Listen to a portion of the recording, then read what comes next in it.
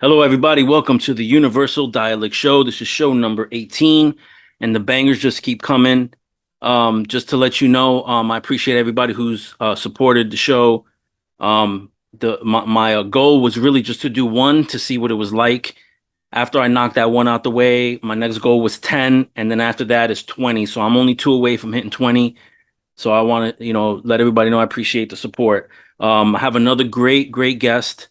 Um, Probably one of the coolest individuals that I've never met. He's got such positive energy, like straight up, like it comes through every time I hear you on a podcast. It comes through, and it's very inspiring. I just want to let you know that. He's known as Mystic Mark Stevens. How you doing, my man? I'm doing great. Pleasure to be here. It's nice to hear that, man. I'm, just a regular guy. So, as happy as I might appear, I'm just going through life the same way anyone else is. So it means a lot to me to hear that I invoked that response in you and others possibly. So yeah, man, it's cool to have you here. And 20 podcasts is not an easy thing to do. I remember when I started my podcast, it took at least a couple of months before I even got to 20 and got in the groove of it. And now I do 3 episodes to, 2 to 3 episodes a week. So I've like kicked the pace up a bunch. But for the first 50 episodes, it was sort of slow rolling, kind of figuring things out one step at a time. And I didn't have any of the equipment that I do now. So it looks like you're doing pretty good for episode 18, Chris. It's a Yeah, pleasure to be here. thank you, man. I appreciate it. This started because normally what I do, I'm my own worst enemy. So normally what I do is when I start on something like a project, like I'm a graphic designer, so I've started like a clothing line like two or three times, but I always like psych myself up and then I get let down. So Mm, this time I decided I'm gonna do a show and I'm just gonna do it strictly for fun, and wherever it goes, it goes. I'm not gonna put any like added pressure on it, mm. and just do this for fun and see what happens. You know what I mean? Right on. Well, let's have some fun, man. Some of All right. these topics could be a little dark, but I think it's fun to know about the world around you. Being aware. We started talking about Bruce Lee, and that's a big thing with the martial artist mindset. Is you want to be aware of your surroundings, and so many people walk through life blind to the reality that they're in. So part of being a martial artist is understanding the world around you, and you can't ignore some of the darker aspects, like secret societies and occult magic rituals and all these other things that get a lot of attention online nowadays. um, I can't claim to be an expert, but I've been fascinated with this stuff for quite a while now.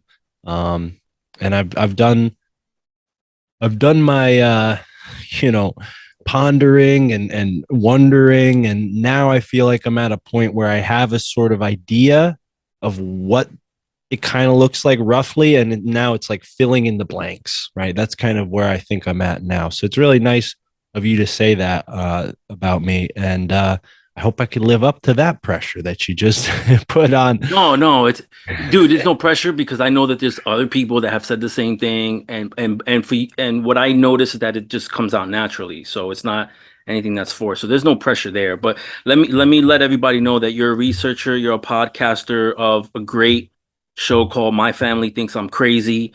Um, you're the founder, I believe, of Alt Media United. Is that correct?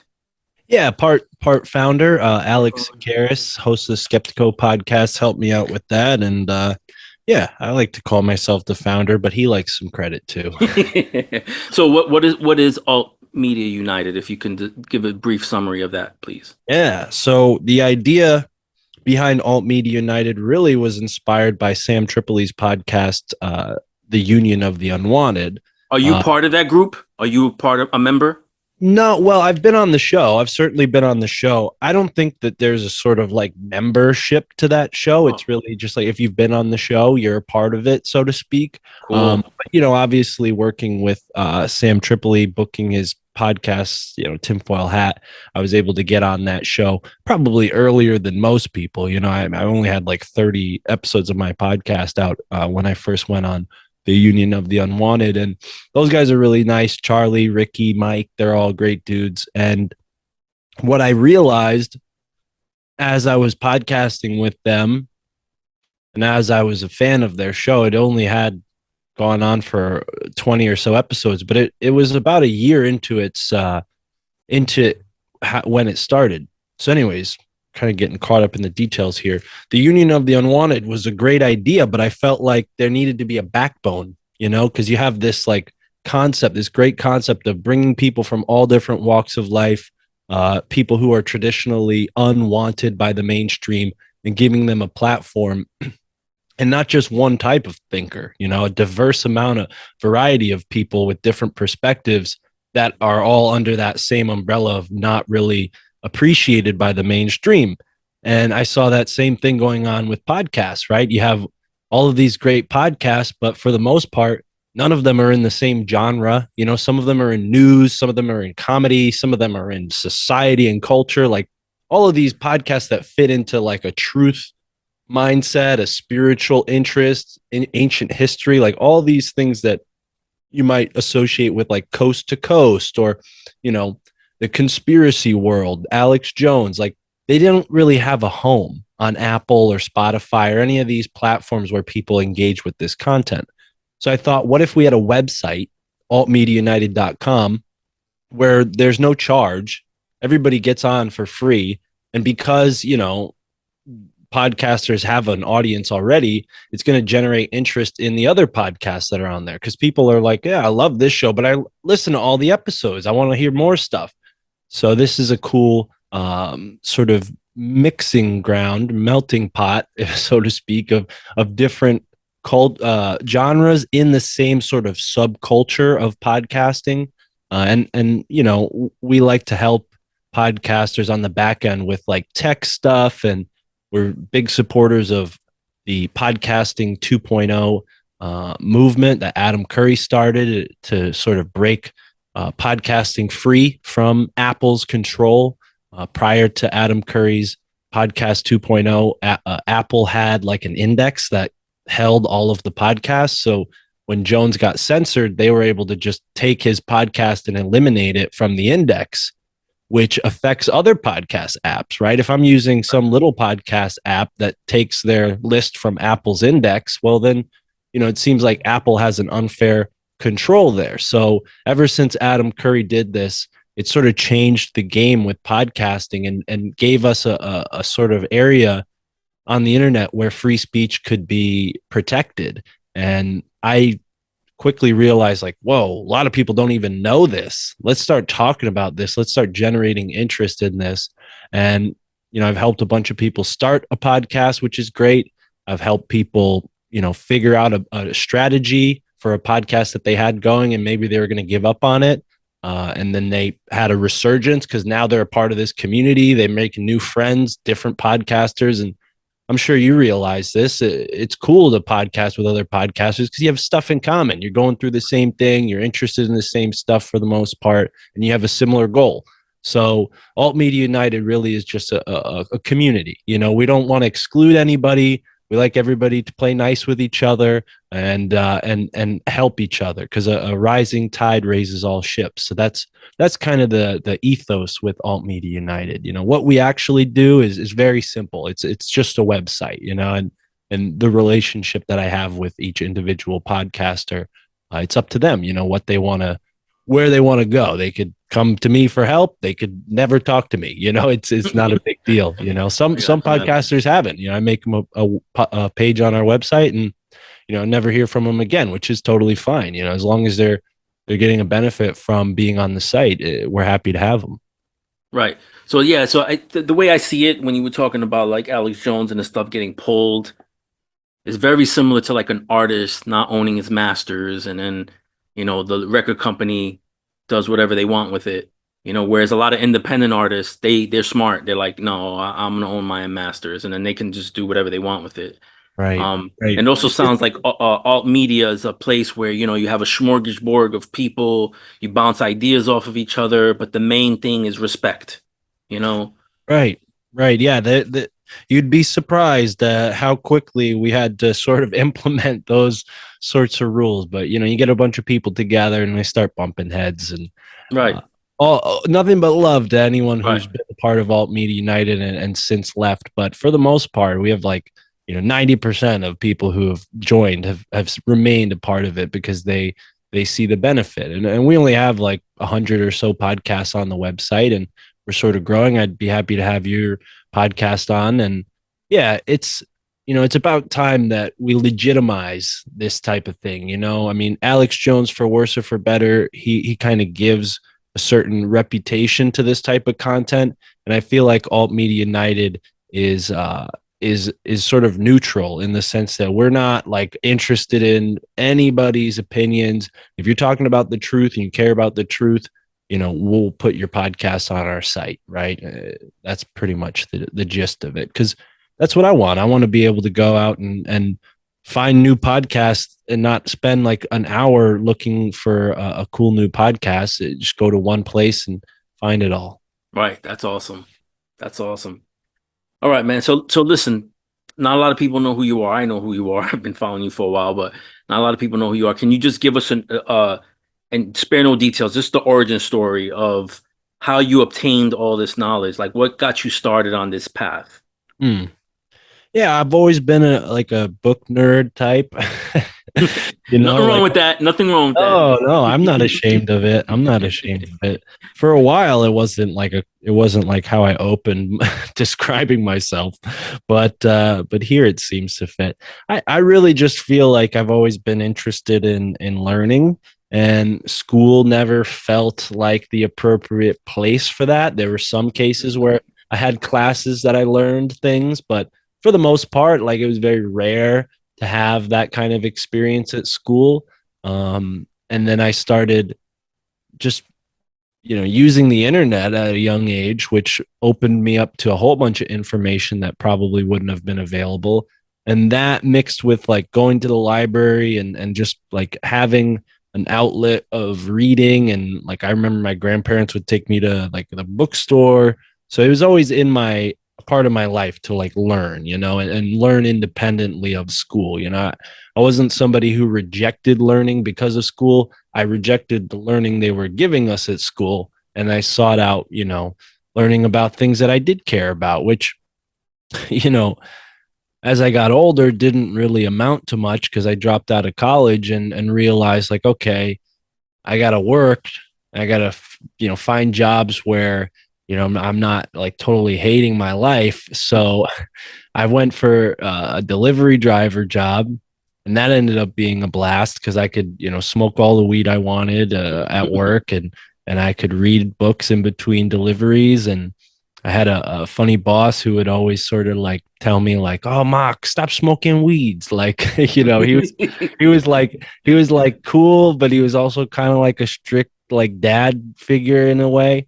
Um, so that was like where it kind of started. I dropped out of school. I started working at this Chinese food delivery place, and my boss would tell me like, "You're a dreamer," because I'm reading books, and I'm like, "Yeah, I'm going to do something with this one day." And he's like, the most practical type of person you can think of, like pragmatic, born in China, moved to America, all business, no nonsense. And he's like, "You're a dreamer. Like, get the hell out of here with this crap." So I had that element, and my actual dad is kind of like that too, but he's a little kinder. And it was just like that sense of, screw you, I'm going to prove you wrong, like screw you. So I always looked for jobs where I had that freedom of like, I could learn, I could do my thing. I'm not going to get like told to stop smoking weed, which a couple of years ago was a big problem. Like, you smoke weed, you can't get a good job, So that like really limited my growth as an individual, and probably got me more to where I am now, because I couldn't like go straight into a life sucking job because I liked smoking too much. I'm like, I'm not going to give that up to go be miserable and have, my health insurance paid and all that crap. So I've just followed this kind of unorthodox path. And interestingly enough, at that Chinese food delivery job, one day, an old friend walked in, and this kid, he was like the first conspiracy theorist I ever met. Okay. In middle school, he was telling me about, 9/11 was an inside job. Go look at this video, watch Loose Change. And I had been suspicious, like you mentioned at the beginning, like I was in school when 9/11 happened, and I was only in third grade, so it was like wasn't really something I was thinking about logically. It was more like the emotion of it, like, wow, our country's going to war. These people must be real bad. I just bought into all the propaganda because that's what my parents and my grandparents were absorbing on the television. The And television. yeah, exactly. And I didn't realize this at the time because, I didn't have the perspective, but this was like a pretty important stage in American media because around 9/11 they started doing the 24-hour news cycles.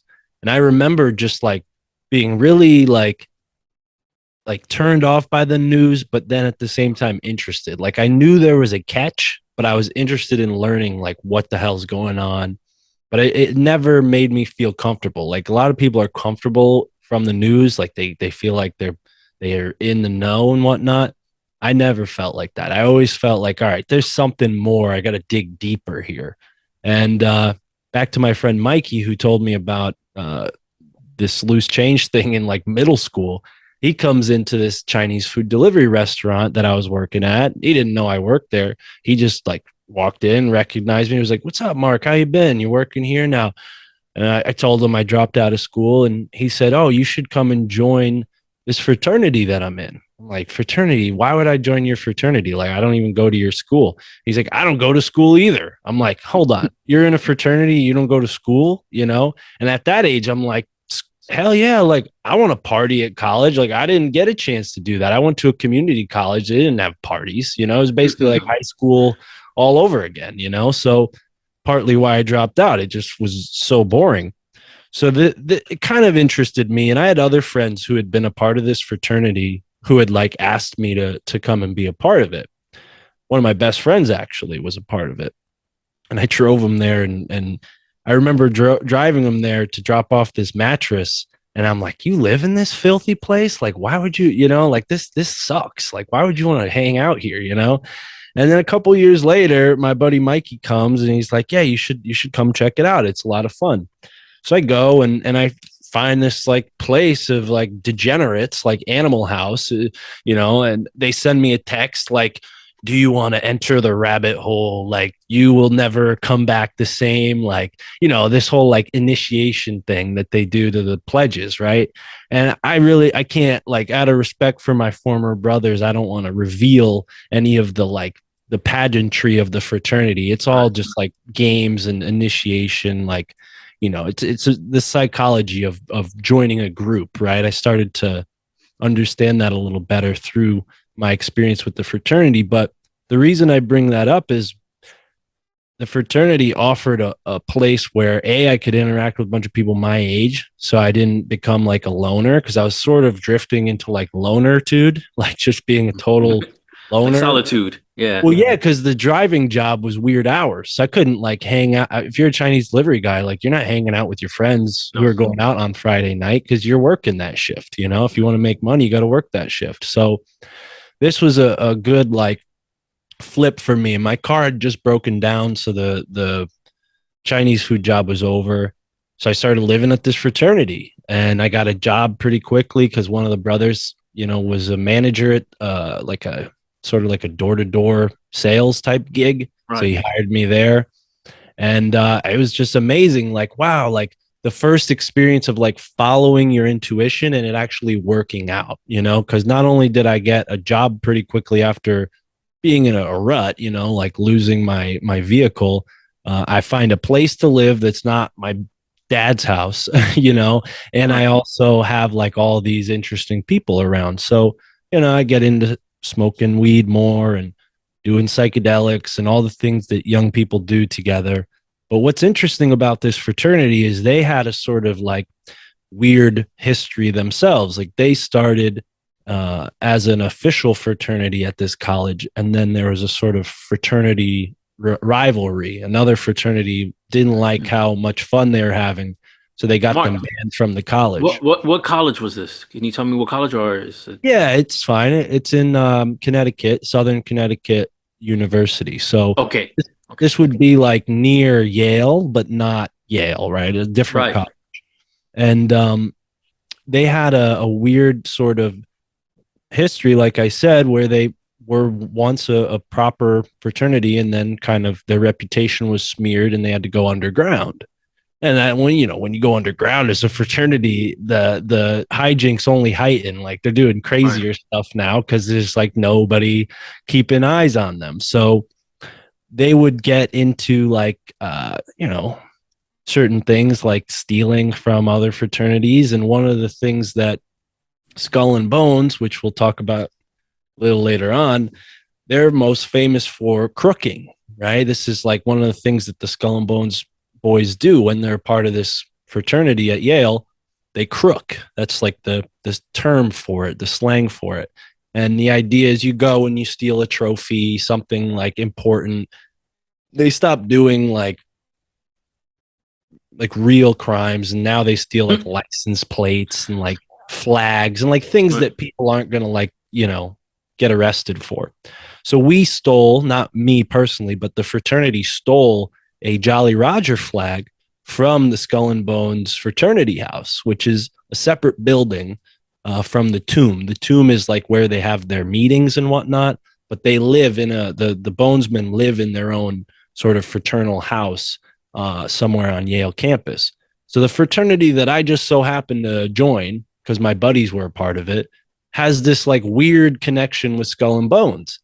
And I had known enough about conspiracies at that point from my days in college when I had dropped out of community college because I had met a guy named Amos who I've talked a bunch about on different podcasts. And Yeah.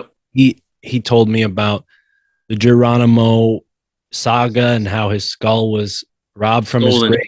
Right. taken to Yale, and snuck away in the tomb. So it's just really like weird. Like the fraternity brought me to this point again with Skull and Bones because Amos, who I met when I was a part of community college before I became a Chinese food delivery driver, he told me all about Skull and Bones, and I was like shocked because I'd learned a little bit about this stuff online, but I'd never met anybody who had like shown me like, hey, yeah, this is actually where they do that kind of stuff. And he'd told me a bunch of stories. He was homeless for a few years when he first moved to New Haven. So you see stuff when you're homeless. You see weird things going on. If you don't have a place to sleep at night, you're probably walking around at night when most people are sleeping. So he saw some weird stuff, and he wasn't like he wasn't like pulling my leg, like he would tell me real shit. But it felt like, to other people, like if I told my friends what Amos told me, they'd be like, dude, you're full of shit. One of the things that he told me was that there's these like iron grates on the sidewalk, and he saw a homeless guy fall through one of the iron gates on the sidewalk. And he said he never saw that homeless guy ever again. He'd been familiar with this guy. He was a drunk. He kind of, was terrorizing people on the green. And one night he disappeared, and Amos like saw it with his own eyes. This dude fell into the ground. And New Haven, like most cities, has an underground portion to it, right? They when they build these cities, they actually like raise the ground level because New Haven and a lot of modern American cities that are on the coast were built below the flood line. So when they started doing like more modern building techniques, they're like, let's raise the street level so when it floods, it's all underground. It's not above ground causing problems. And Yale and the university has its own system of tunnels in that. Right. So you got to wonder, like, if they're kidnapping homeless people, maybe they're using them as cadavers or whatever, in Right. this Right. hospital, this medical university. And this history goes back because the Skull and Bones, what are they most famous for? Grave robbing, right? And Right. I Right. often wondered if maybe that was a part of Yale's early days is they couldn't find cadavers, so they recruited some fraternity guys to, because they're already practicing sort of secrecy and whatnot. Let's get these guys to do it. They're not going to snitch on each other. They're not going to snitch on us. They're going to, dig up the bodies, bring them to the hospital, and that's how they sort of advance their medical knowledge in those early days of the colony. I haven't found any evidence to corroborate that. It's always been a suspicion of mine. But when you hear those kind of like personal accounts, like from my friend Amos, it's like it just it doesn't add up. Right. And I've heard even stranger stuff where on March 22nd, 322, at 3:22 a.m., the alumni of Skull and Bones' most recent graduating class goes up to the top of one of the tallest buildings in New Haven that happens to have three pyramidal shaped roof caps. And they stand underneath one of these pyramidal roof caps and they dissect a human heart from the hospital's, organ collection. They dissect the human heart and then stick toothpicks in it and eat it. And that's part of their initiation after becoming Skull and Bonesmen. And what's so strange about this is recently I spoke to a guy named Peter Shampoo who researches ley lines. And, for the past few months, we've been reading his book. I've talked to him a couple times now. But when I first got in touch with him and he told me about this ley line that connects the pyramid in Mexico, Teotihuacan in Yep. Mexico City, with New Haven, Boston, Washington, D.C., New York City, New all of York. these Yep. major cities are on that Right. ley line. So I'm like, there we go. Maybe that's the connection, right? They're eating these pieces of heart, just like we're told the Aztecs did on the pyramid, right? They would sacrifice the, whoever, pull their heart out and let it beat in the noon sun as a sacrifice, right? I feel like syncretically, maybe they're pulling out that energy from ancient history along this energy current. It's a little far fetched, but that's part of this sort of like synchromistic examination, history, society, culture. They're not in a vacuum, they're not static. They're living things and their influences carry on past their, timely physical nature, right? So somebody can build a city that's on a ley line that people have traveled on for thousands of years, and that energy that's embedded into that ley line will then express itself through this new modern incarnation, which, I mean, I don't know personally where you're at, but if you've been to the East Coast, most of them are pretty sketchy, like Yeah. there are nice sides of town, and then there are towns that you don't want to be, side of the town that you don't want to be in after Right. midnight, right? Yeah. Like, I live in Central Florida, but I'm okay. originally from New York City. So Oh, I cool. was So you get it. born in New York City, and I was born in '73. I left in '89. But this is something that I noticed and what I heard, and on the East Coast, because the elevation is so high, and also it's high like on the West Coast as well. There's a lot of underground tunnels that all connect, right? Right. Plus, like you were saying in Connecticut, they were raising the streets to build, and there's probably what would you call it, structures underneath, right? Because I heard in New York, when they don't demolish and then rebuild, they build on top of in New York. Right. So I remember as a kid when I first got into like the hip hop culture, I used to like sneak out of the house and I used to go hang out with like uh graffiti artists, and they would take me to like some weird places. And one time they took me to uh the subway station. Now you were talking about a grate, right? And this dude fell through a grate. Well, in New York, there's certain spots where there's these grates that people don't they you see the grate, you just don't know what it is. But these graffiti dudes found a way to open up the grate, and what it was stairs that led down to the backside of the subway. So if you go to on the subway like the regular way and you're on the platform, Mm. there's another side that's hidden that you don't know.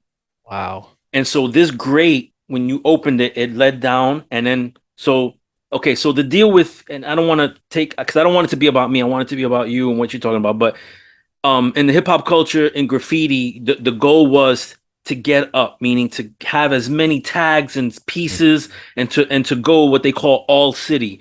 So that's tagging everywhere, top to bottom, meaning going as high up as you can to create pieces and tag, to as far down underground as you could to create tags. So as we're going down the stairs, you see nothing but tags on the side of you.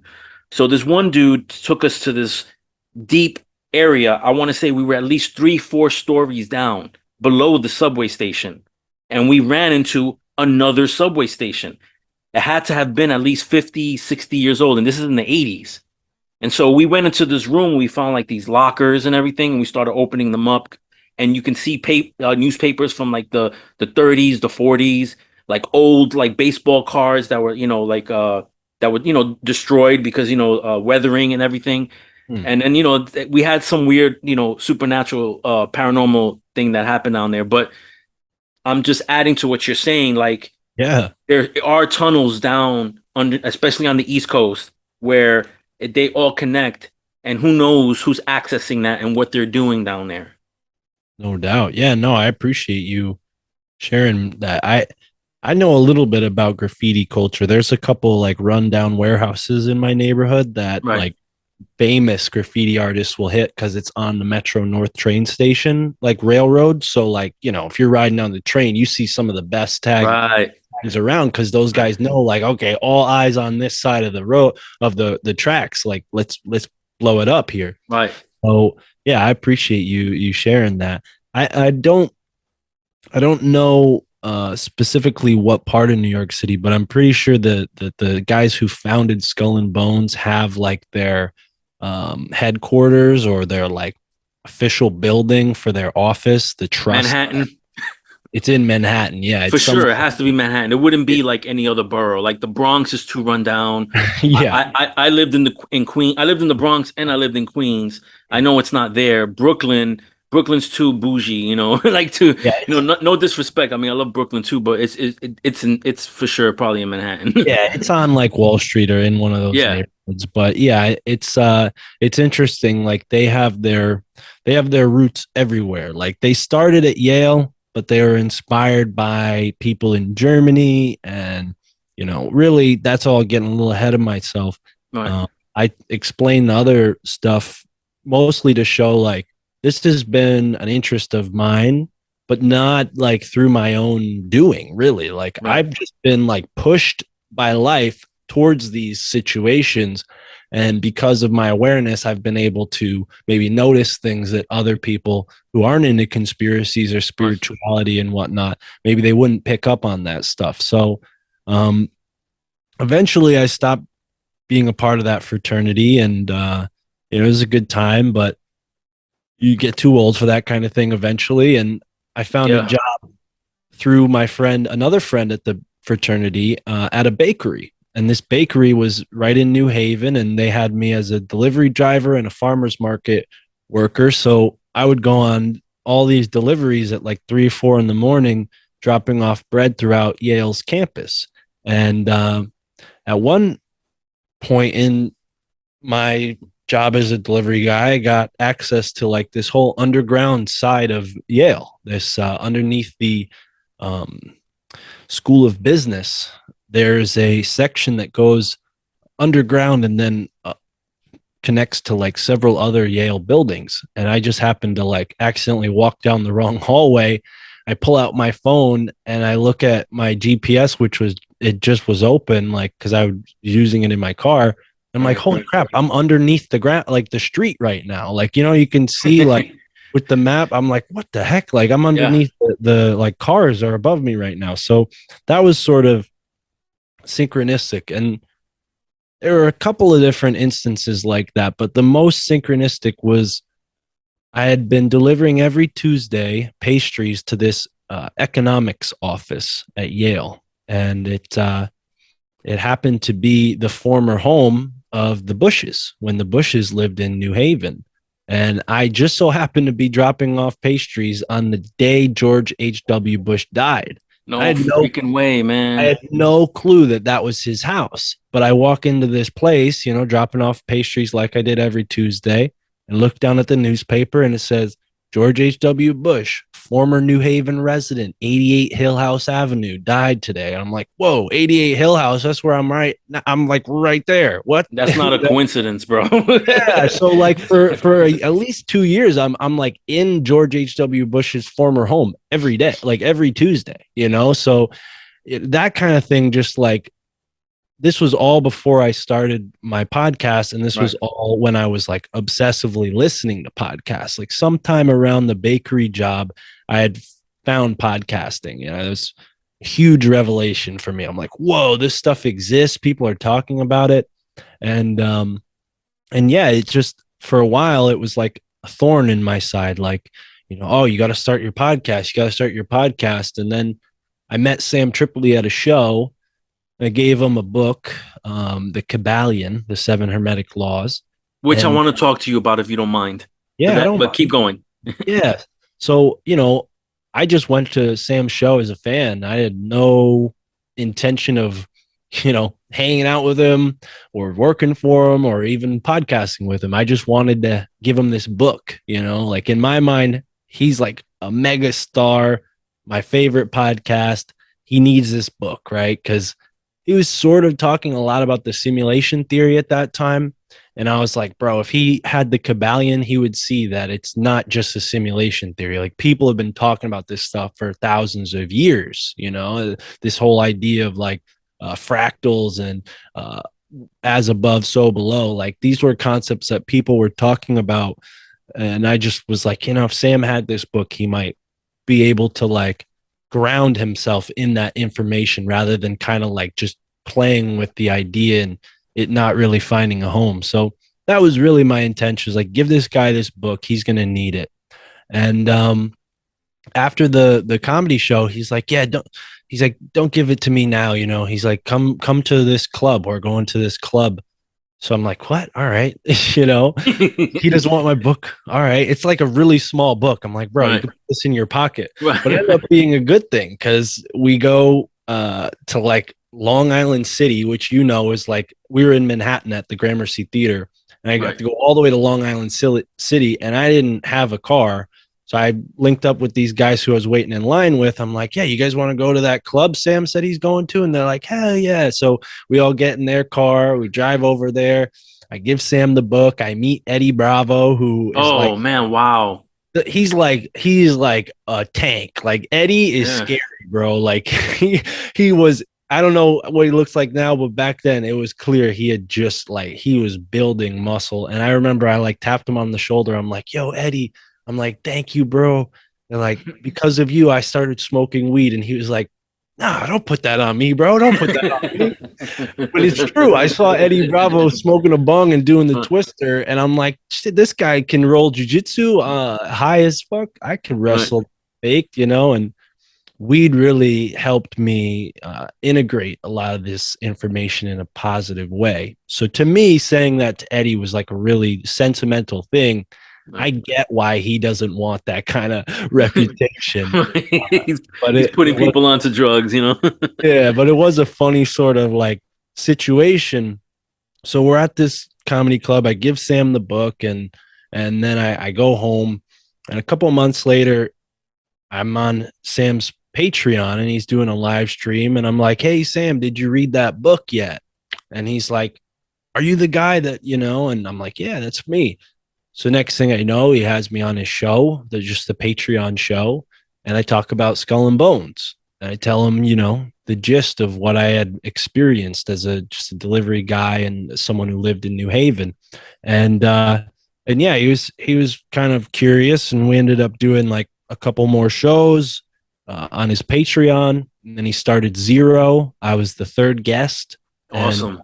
and then after that, he was like, who should I have on next? And I'm like, bro, you should have these people on. I gave him a whole list of like 40 people. And he's like, all right, you clearly are the right guy for this job. And I didn't know he was looking for someone to book guests for him. And that's how it started. So I started working with Tripoli and at that point I had the podcast, but I wasn't as dedicated as I am now. So I give a lot of credit to Sam because he like lit a fire under my ass to like actually work on my show and like make it into what it is now. Was it Uh, something else? Was it called something else yeah, initially? I initially did a show with my buddies at one of my friends' apartments, and we just would like sit in a cipher and just like smoke weed, and I would tell them about conspiracies. And it was called the Bud Triangle, and Is, just kind of is, is it still out there? yeah, it's on YouTube. I mean, it's probably gotten like 100 views altogether on all 8 Dude, episodes. I want to check out, man. So that was like the early days. I should probably put those on the RSS feed or something at one point, like I a mean, whole. didn't Joe Rogan essentially start out the same way? Joe Rogan started out pretty much the same way, with his friends just talking shit. Well, and that was the thing, is like with at that point I didn't even meet Sam yet. So it was like I didn't really have the motivation. It was more just like I like talking shit with my friends. They kind of like conspiracies because Trump had gotten in office and like the whole country was sort of getting warmed up to this type of thinking. 2 years before that, they would have been like, dude, you're crazy. Who cares Right, about politics? You know, right. politics is lame. Shut up. You know, like even if you brought up like 9/11, they'd be like, shut up about politics. Like, what are you talking about? This is like this is the biggest false flag that's ever happened. Right. So, anyways, that was me. I was always that guy with my friends. And then when I met Sam, I'm like, okay, this is like legitimate. I'd be an idiot if I didn't like actually make a real podcast right Hey, now. Mark, you can take a puff if you want, bro. Go ahead, brother. Go ahead, man. I ain't gonna hate, I man. know, right?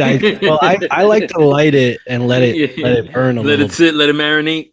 Yeah, because they have like a weird the backwoods are weird at the like the where you twist it at the end. Right. All like leaf. So I'm not going to inhale just straight tobacco leaf. I like to let it like simmer a little bit. But I appreciate you. I get so caught up in talking. I never. No, man, it's cool, man. It's So go ahead. go ahead. No, no, I was just say I just want this to be as organic as possible, so it's not. Well, I just got a mouthful of organic Scooby snacks. So how's that for There you go. organic? So my buddy Jay, Chris, and actually Mikey, the kid that first told me about conspiracy theories in like middle school, they were some of the first people I podcasted with. And then when I started My Family Thinks I'm Crazy, I asked them to be a part of it as well. And that worked out for a little while. But eventually I was like, this is a pretty demanding thing. I'm not going to just be like a dictator to my friends and like force them to be on Zoom meetings with me, talking to Right. people never heard of before about subjects they barely know about. It was fun while it lasted, but it was like, eventually it ran its course. And ever since like episode 50, I've done the podcast solo. My girlfriend's co-hosted with me for a bunch Right. of different episodes. And yeah, I give Sam a lot of credit because when I told my family that I was going to start working for him, they were like shocked. They're like, don't you have a good job already? Like you're a delivery driver. That isn't, Amazon was all popular at the time. Like, they just started doing deliveries. So they were happy for me. They're like, you're an Amazon delivery driver. Meanwhile, 8 hours a day, I'm delivering packages, like listening to podcasts obsessively. So like all I cared about was the fact that I could listen to podcasts and I got paid to do it. I was never going to be an Amazon delivery driver forever. And if I was, I'd probably listen to a whole bunch of podcasts. But that was when my family was like, "Are you crazy?" And that's when it hit me, like, "Oh, my family thinks I'm crazy." That's a great name for a show. It all kind of culminated, and yeah, here I am now. And what's so cool about doing this now is I've been able to go back and re-examine some of those things that I initially learned about. And I thought I knew things about Skull and Bones, but it really wasn't in the last until the last 6 months that I started doing like a lot of research and figuring out this whole story. So that was like, kind of a weird uh transition, right? Like the whole world had changed because of the COVID pandemic. I don't know if you're going to put this on YouTube or not. Dude, Um, I'm putting it on YouTube and I don't care, dude. all right, cool. Well, I had normally I say crow. pandemic, so Yeah, I'd say scandemic, plandemic, bullshit, cool. whatever you want to call it. I had Crow 777. Oh, cool. Um, and I had to for YouTube. I had to do a like a little clip thing where I just put clips of it and then put the full episode on BitChute because he had asked me to please not put it up because he knew that it like probably my channel would get shut down because we Yeah. talked about some crazy shit. So Well, that's nice of him to say that. Yeah, no, he was listen, dude. I mean, I've been fortunate enough to get guests like you and him. I've had Dave Sidoti. I've had Daryl Sims. I did Preston Dennett. I don't know if you know who Preston Dennett is. I did him 2 days ago. Cool. Um, I've been fortunate, and they help me, and you help, you're gonna help me and all that stuff, and I appreciate it. You guys don't have to, and you guys do it out of the goodness of your heart, Well, and that, I'm very that's appreciative. you're absolutely right. But you're also kind of wrong because like you're helping me too, brother. Like it's not just me helping you. Like doing this show is like a mutually beneficial thing. It helps me reach people that maybe would have never found my show, but they found yours, right? And vice versa. Like if I'm going to put this most likely as a swap cast on my show, and my audience will learn about you and they'll be like, I gotta check out Universal Dialect and see what's going on here. So back to kind of the you probably had, I mean, a wake up, right? 9/11 and then the pandemic, right? Like The that the, time the in between those right. two events was like a Well, let me tell you, like, before I joined the military, this is gonna sound weird, and I talk about this all the time. I had a sense that things were going wrong probably in the mid 90s. And again, I came from New York City to Florida, so I'm a city kid. I'm coming to like this, swampland. Um, a lot of racism here and all that. But I knew at least where I stood when I first moved out here. And I knew how people acted, and I knew essentially how the world acted. But for some reason, mid 90s, things started to change, and I felt people were getting just a little bit more aggressive. And then I joined the military, and then you had the whole 9/11 thing happen. And then, like you, I saw, loose change after that. And to me, it's like the world's just not the same. It's not headed in a really good direction. And people are just very reactionary, and the spontaneity level is just through the roof. There's no thinking before doing anymore. People just do. And then either they regret what they do, or they just don't, or they act like they didn't do anything wrong. Mm. And I don't like that. And that scares me because I have kids, you know what I mean? And I'm wondering about their future. Like what's it gonna be like? You know what I mean? Oh, absolutely. Yeah, I think it's some kind of ritual. It's some kind of like event scheme where they plan these events to have a certain effect on our psychology. So it very well could be what you're describing as a result of that. And I felt like what we all went through in 2020 and the years in between then and now was basically like a, show me what you're worth kind of thing, right? Like for some people, it was like, I'm just going to conform. I'm just going to go with what the authority is saying because I'm scared. And then for those of us who were like awake to this stuff, we had to face our fears on a different level, and like make a decision. Like, am I going to be potentially outcasted? Am I potentially going to like be a martyr for my beliefs? Like those were all possibilities in 2020, like right when the first, it's like 3-4 months in, people were like, this is still going on. So that Yeah. was when I started the podcast around like October 2020, when people were like, why is it still going on? And I remember just being like crazy angry. Like I'd have to go to like the grocery store is the only place I had to go to. Every other place, I cut it out of my lifestyle. It was just home, grocery store, friends that weren't psyoped, and that's it. Yep, yep, yep, And yep, yep, and yep. and the grocery store was maddening because like I like good food. I like Whole Foods for whatever, whatever you want to say about that. And that's where all of the like the most psyoped people just Right. culminated there, right? And places like that, if you live on the West Coast, maybe it's like Sprouts or whatever. But here, Whole Foods is all we got, at least in my town, for quality organics. And yeah, it was just that was rough. And I remember each week just being more and more angry. And my podcast sort of died, like we took like a sort of turn away from that because I started to realize like I don't want to become a part of that. I want to become, something where people get relief from listening to my show, where people like listen to To avoid. get away from that, right? Yeah, because that's how I listen to podcasts. It was like, if I listen to something mainstream where they're like mentioning things in the news, it's like, I don't like, shut up, like, I don't need to hear that from you. I can go watch the news if I want to watch the news. And unfortunately, a lot of comedy podcasts that I liked did that around that time, because of what was going on. They all bent the knee and they were like, oh, it's scary out there. Watch out. We can't do our gigs. And, Sam was like one of Sam the talks few. about that. Yeah, Yeah, Sam was one of the few comedians who was like, screw this. We're going right, right. out. We're going to meet the people. We'll do shows in Texas. We'll do shows in Florida because that's where people are at and they don't care. And, for me being stuck up here in Connecticut, it was like, all right, well, I want to be a part of that too. Like, let's branch out, start podcasting with people all over the place.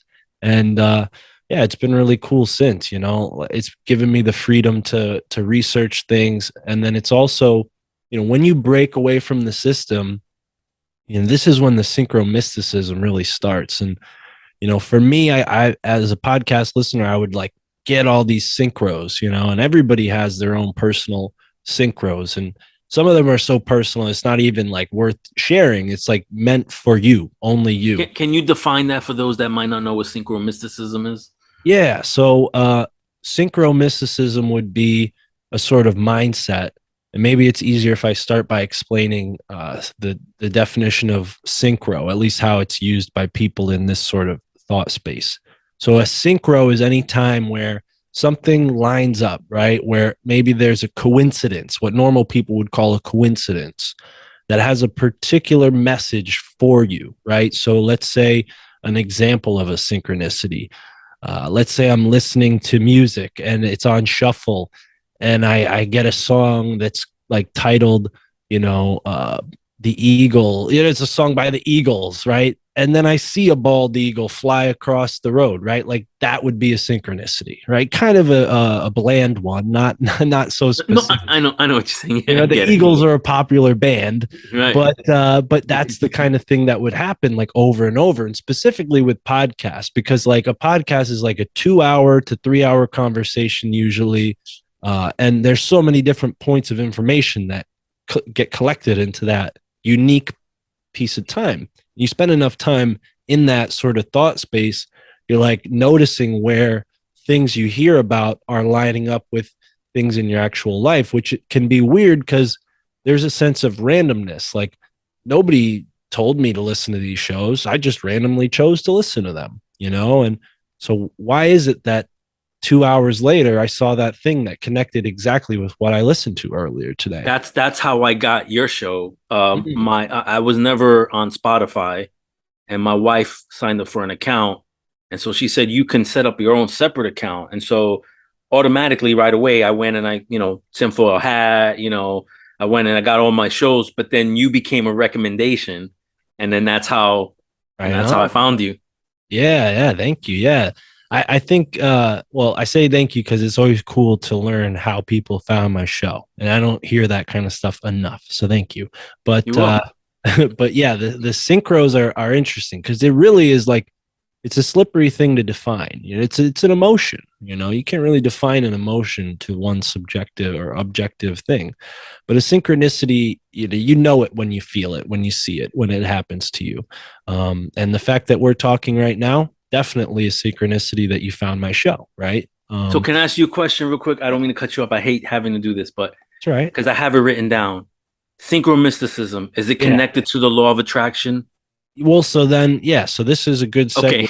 I was getting to Okay. that. So Okay. I'm now that sorry. no, it's all right. Now Yeah. that we kind of understand what a synchro is, for everybody out there who might not have heard that before, synchro mysticism is a type of mindset that typically people who do this kind of research, they take this approach to their research. I'll give you some examples. Chris Knowles, Michael Wan.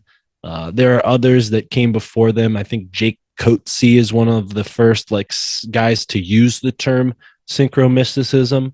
But the concept has been fairly sort of spread out in this podcast world now. A lot of people could be considered synchromystic researchers, and what you really how you define that is when somebody connects an aspect of their life to what they're researching, which can be very difficult to define.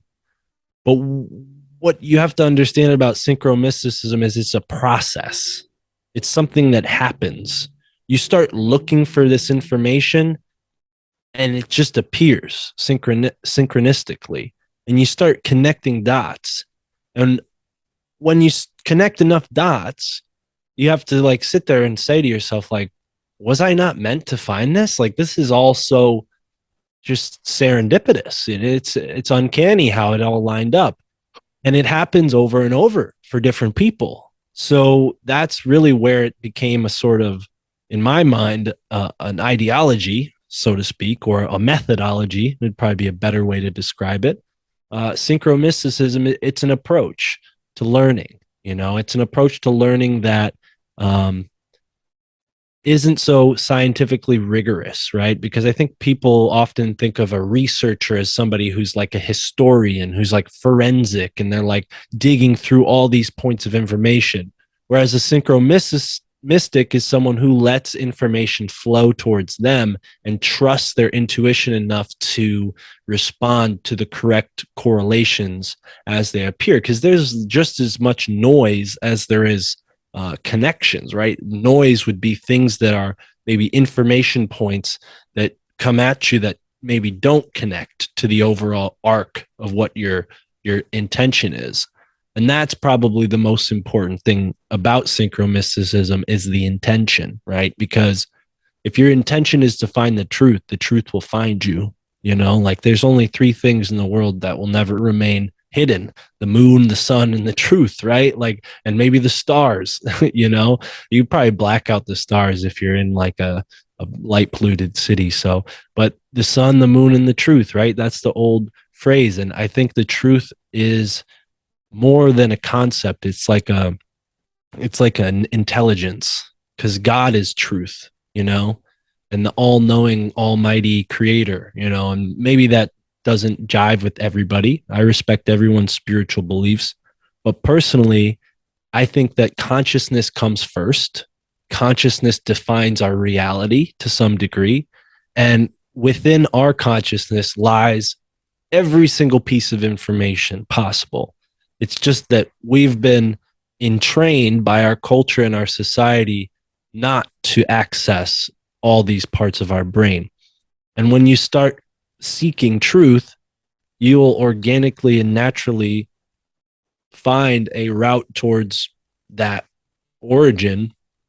It may not be the same route for everybody, but I think synchromysticism, it's sort of like a modern day way of finding gnosis, right? Of experiencing truth. Like gnosis is more than truth. It's like the feeling of truth, the ecstasy of knowing, right? There's sort of a good feeling when you know something and you're proven correct, and it's not an ego thing. It doesn't have to be an ego thing. There are people who, they just want to be know-it-alls for the sake of knowing it all. And Right. they end up being more biased than anybody else because they're just really hoping to prove themselves right at the end of the day.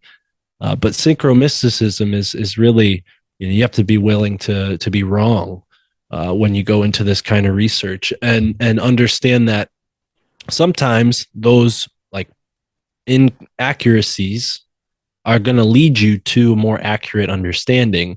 It's about the journey, not just the destination. So it's a little, mumbo jumbo, but the word mysticism is in there. So what can you expect, right? I got you. And when you were talking about like just right now about how everybody wants to be a know-it-all, it's really hard to have conversations with people because as far as I know, how a conversation is really supposed to go is you have, one or more individuals talking about a topic, and not everybody in that group is going to have the same level of knowledge. Some people are going to have less, some people are going to have more. Now, the people that have less knowledge, their job is to, no disrespect, shut the fuck up and listen and learn so you can build yourself up to that level. But Right. everybody's so like, oh, I know, I know, I know conversations. I find conversations with people go nowhere a lot of the times because Mm. I know I can tell someone something that they don't know, but they'll say, "Yeah, I know, I know, I know." It's like, yeah, whatever, dude. And it's funny. It's like a reflex of learning. Like the less you know, the more you want to talk about it. Like I remember, like when I was just getting into all this stuff, it was so exciting. The first thing I wanted to do was just tell everybody about it, and then like the first doubt or a little bit of skepticism would like totally like I would collapse to it because it's like, oh yeah, you got me. Like I don't know.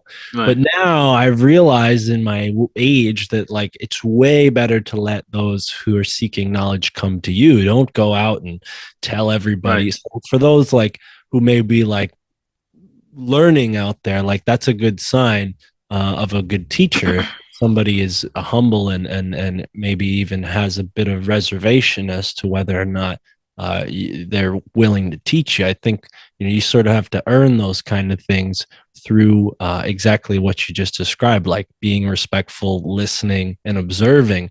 And yeah, it was like the first, you know, 10 years of me smoking weed where that was like all I wanted to do was like talk to people about this kind of stuff.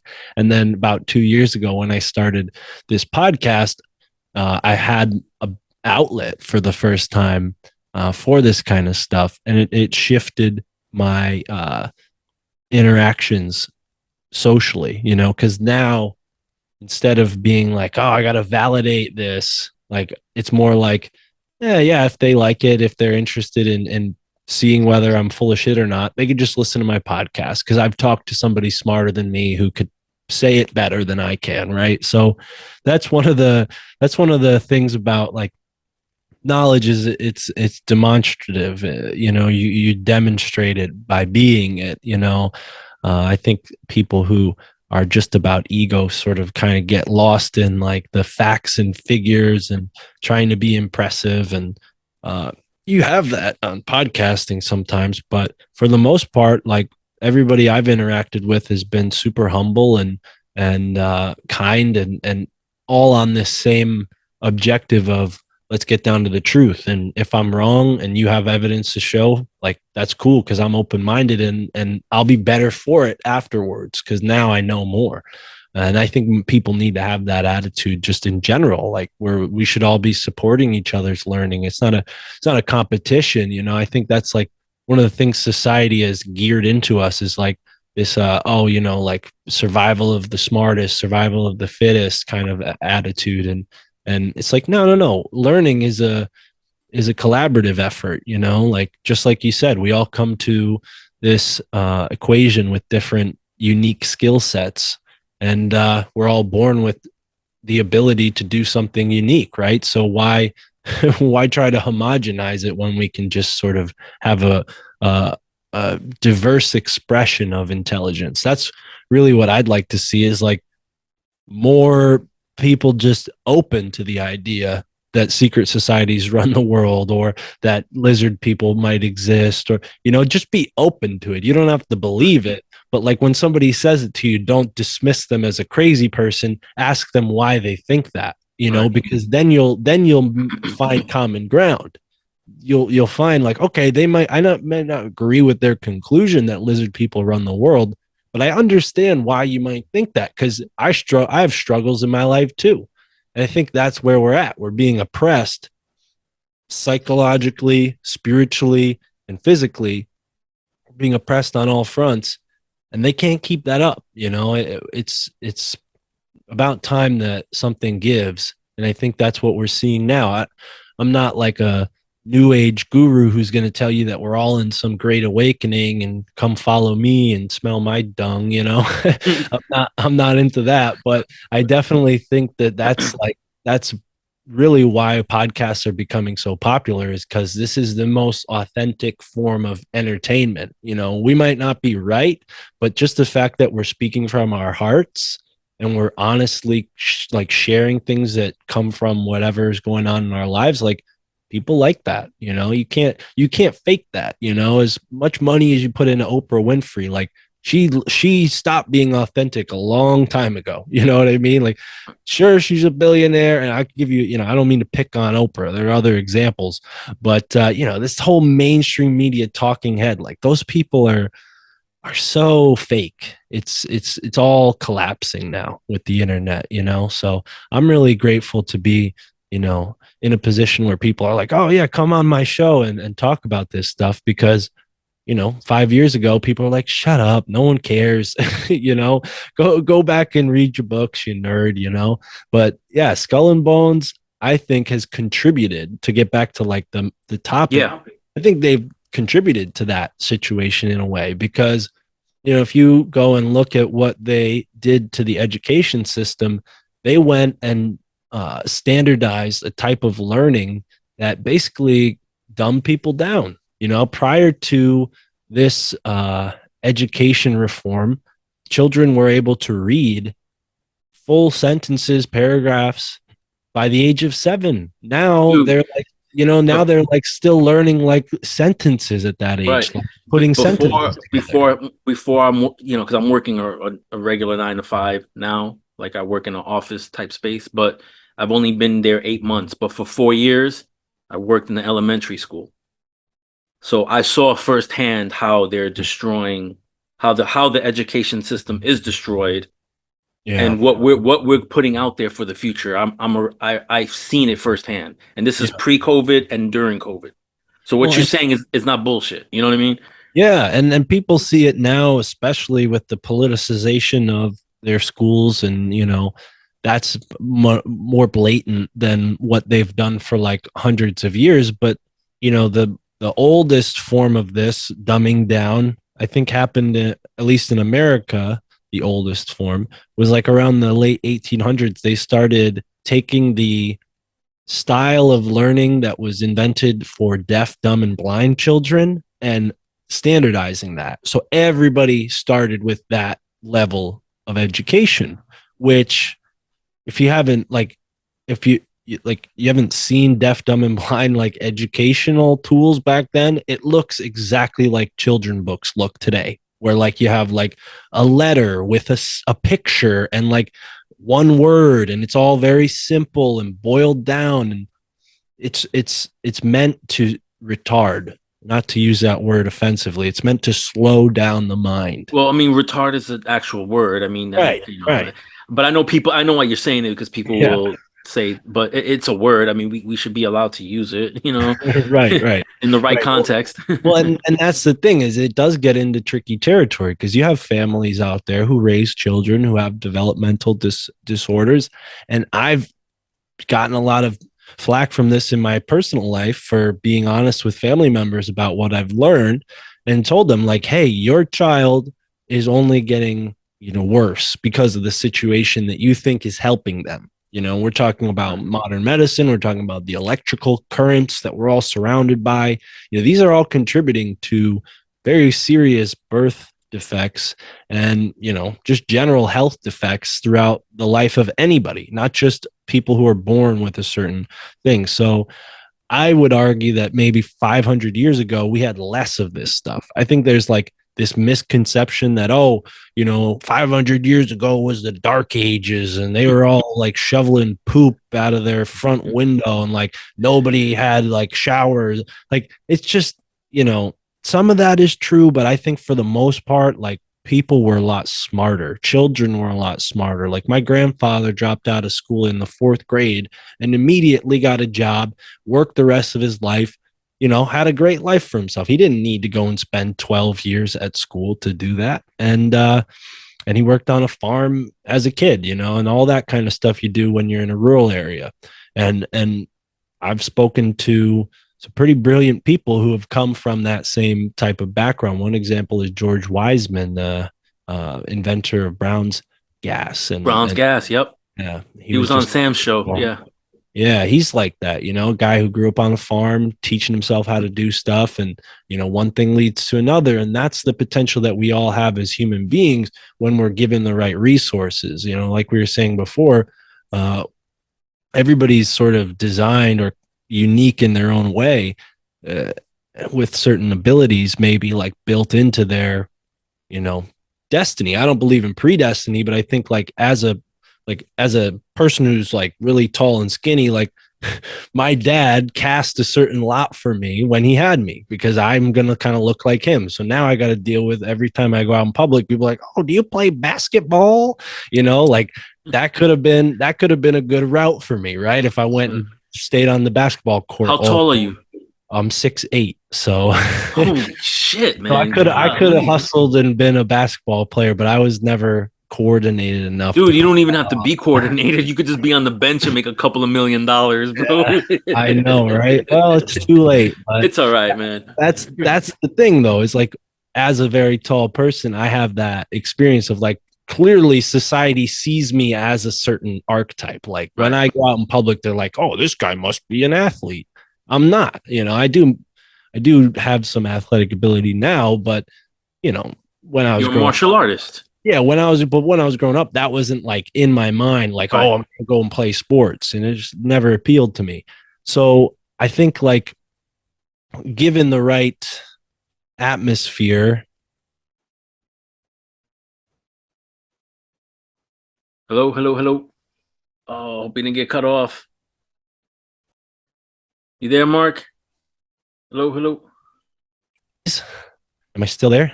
Hold on. Yeah, you cut off. Yeah, you I'm cut off. back. You're back on. You're back on. The last part, the last part was I think Just talking ask me about. a question. I felt like I was going off on some. No, no, dude, trust me. This show is about you. The more you talk, the better because that I'm here to learn Well, from I you. don't. I'm not like Jordan Peterson, so I don't want to Oh, like dude, go and not like you're not like Jordan proselytize Peterson. society. You're better than Jordan Peterson. Well, I feel like I'm talking about like family things and No, like that's cool, man, because I can relate to that. Like, okay, so like you were talking about like the medicine and how it's affecting things, right? So let's look at the last like 15 years. Last 15 years, what do we have? Autism all of a sudden. I don't remember seeing autism when I was growing up. I have three kids, right? My oldest and my youngest are on the spectrum. Okay.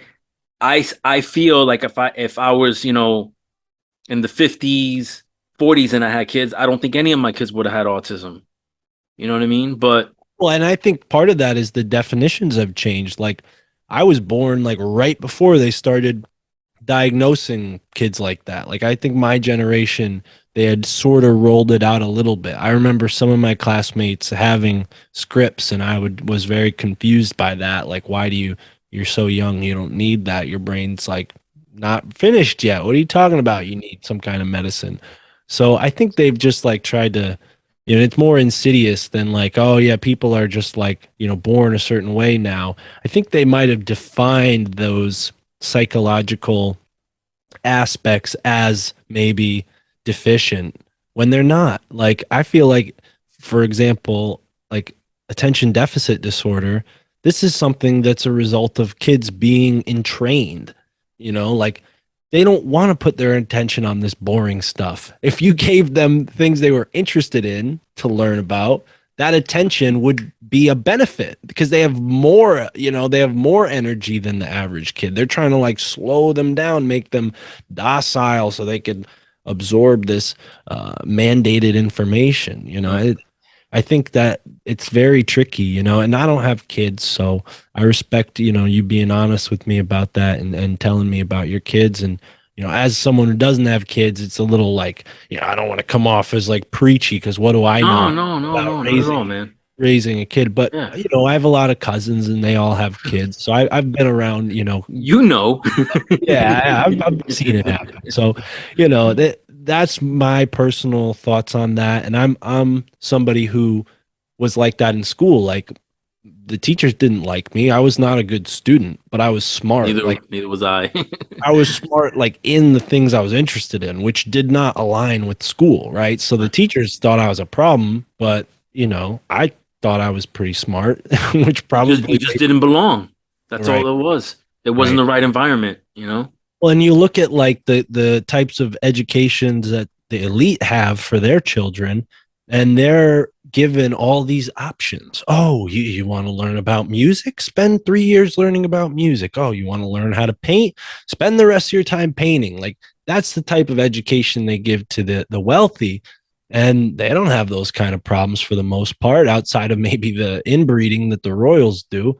Right. And that's a whole thing because on the East Coast they have some of that going on too, with certain royal so-called East Coast royalty families. And at the time that Yale was founded, the people who were in the scene, they were all really amped up on this idea of creating a college for God, and that kind of morphed over time from like God being the most important thing to science being the most important thing.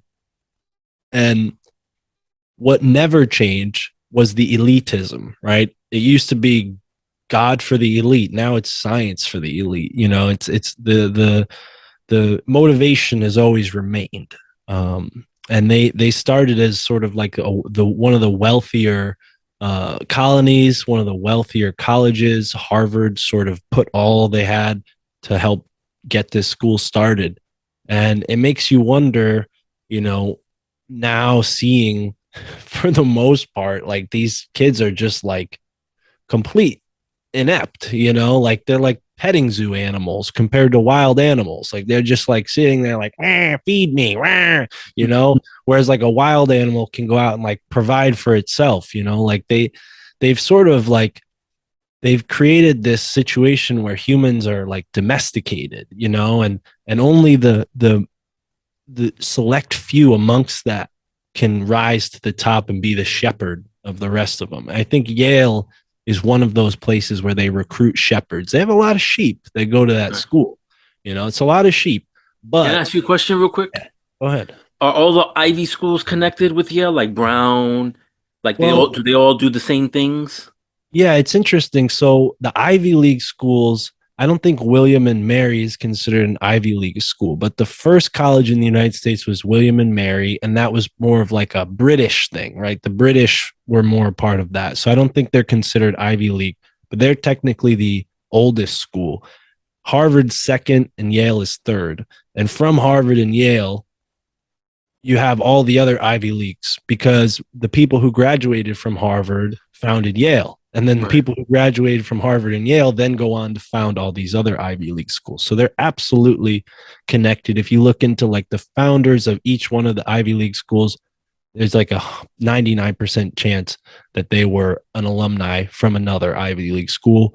And then with Harvard, you know, they're connected to like Oxford and Cambridge out in England. William and Mary is also connected to that as well. Oxford and Cambridge are, you know, a whole Yeah. can of worms, you know, like Different animal. Tavistock Institute, you know, surveillance and spies, like it all starts there, you know, mind control and all of that goes Didn't they back. do remote viewing as well out of there? Yeah, and you know, the Ivy League schools have, which you know sort of set up shop in the East Coast, have then gone out and inspired all of these other schools to start, right? Because the founders of like, let's say for example, University of California or like Loyola University or all these other schools that are big throughout the country, they are all founded by people who started at an Ivy League school or came from money, maybe connected to one of those guys somehow, some way. So this whole education system is definitely, you know, it's connected. There are outliers, and most of them tend to be like religious extremists, you know, like the Mormons have their own kind of setup for schooling and whatnot. But yeah, it is interesting to see how the privileged have created a situation where they can sustain that privilege, and they also kind of give this idea, this false idea that, you know, America is a place where, you know, you can start as a nobody and make all the, you know, become a millionaire, like the whole Rockefeller story, like, or Rothschild even, right? Like these guys they come from humble roots and they created their empire. I would argue that that's never been the case here in America. You know, the only people that really got a shot like that, they're few and far between. And by the time they get to the age to like actually give back to the community, they get co-opted by the powers that be by becoming a part of one of these secret societies and tying up their funds into this collective that really doesn't serve anyone but themselves. You know, the elite is it's a self oriented group. They're you know organizing the reins of power behind the scenes and allowing maybe sort of puppets to fill those roles, but they at the end of the day pull the strings, you know, and Right. and this is the synarchy. This is the rule by secret societies. And you know, yes, it's a sort of aristocrat thing where it's an aristocracy, elites ruling the government, but it's more than that because the secret society, it initiates people from all walks of life. Not just elite, but I don't think that you can give some of these guys credit for like being like self starters when you go through a secret society. Like I being a part of some cruddy fraternity, like I could see how that helped me in life. I got two jobs just from being friends with people in there. Right. It was a big benefit for me. If I didn't do that, who knows? Maybe I'd still be delivering Chinese food like a schlub. No offense to any Chinese food delivery guys. It's a good start. But that's kind of the wheels, the real wheels of how our society and our economy turn. We get this like sort of misimpression that it's fair system and anybody could rise to the top with the right amount of hard work. And I would argue that no, because as soon as you get to that position, if you are authentic and you did work for yourself, somebody comes along and checks you. Somebody comes along and stops you or questions you or makes you bend to their will, right? And that's what the synarchy is good at, because they operate in secret.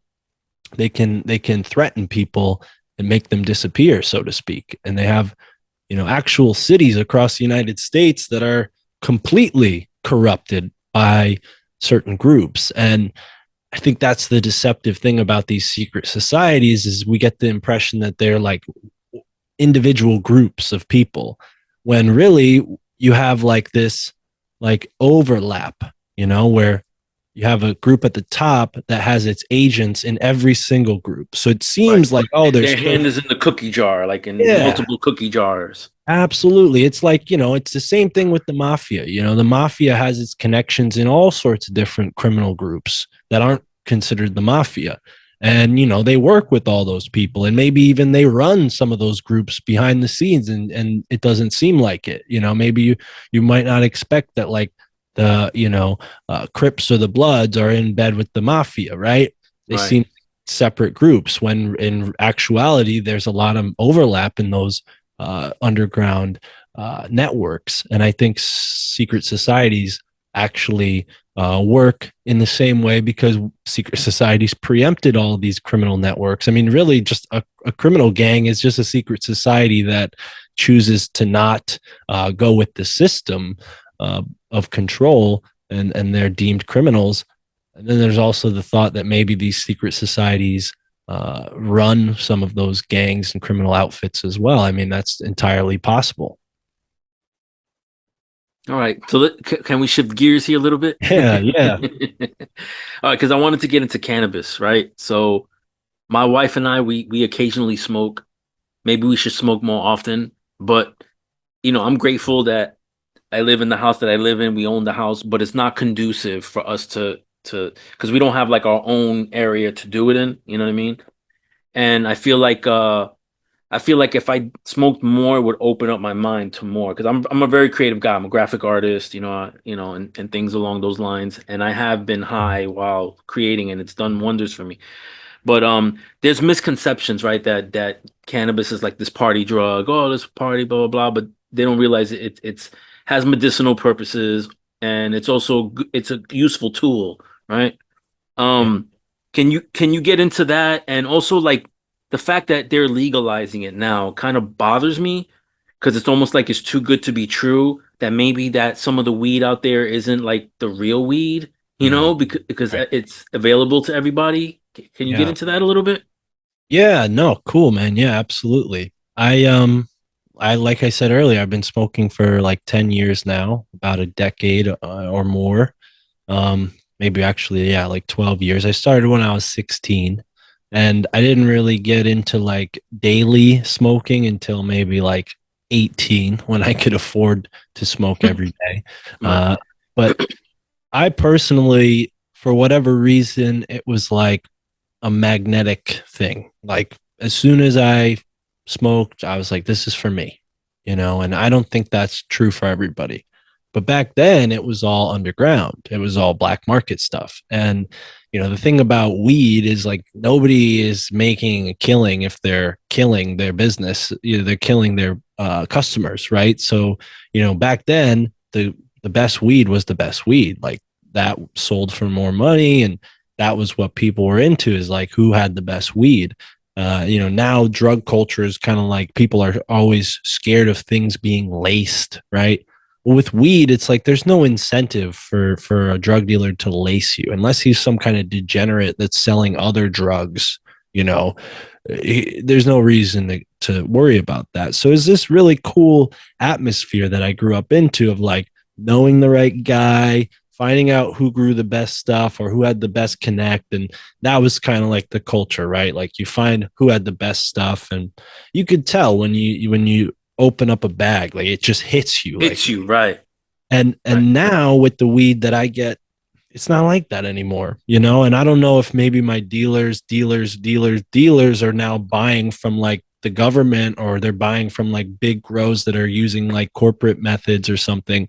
But things have changed over the past 5 years, you know, and it's weird. It's like, you know, I know some people, and it's cool to have like cool people who work, but it's they're getting run out of business more and more by these dispensaries, because the average person that just smokes on the weekend or maybe once a month or several times a year or whatever, they would have helped keep a guy in business who's just doing it for the neighborhood underground, not hurting anybody, just getting by, selling some bags.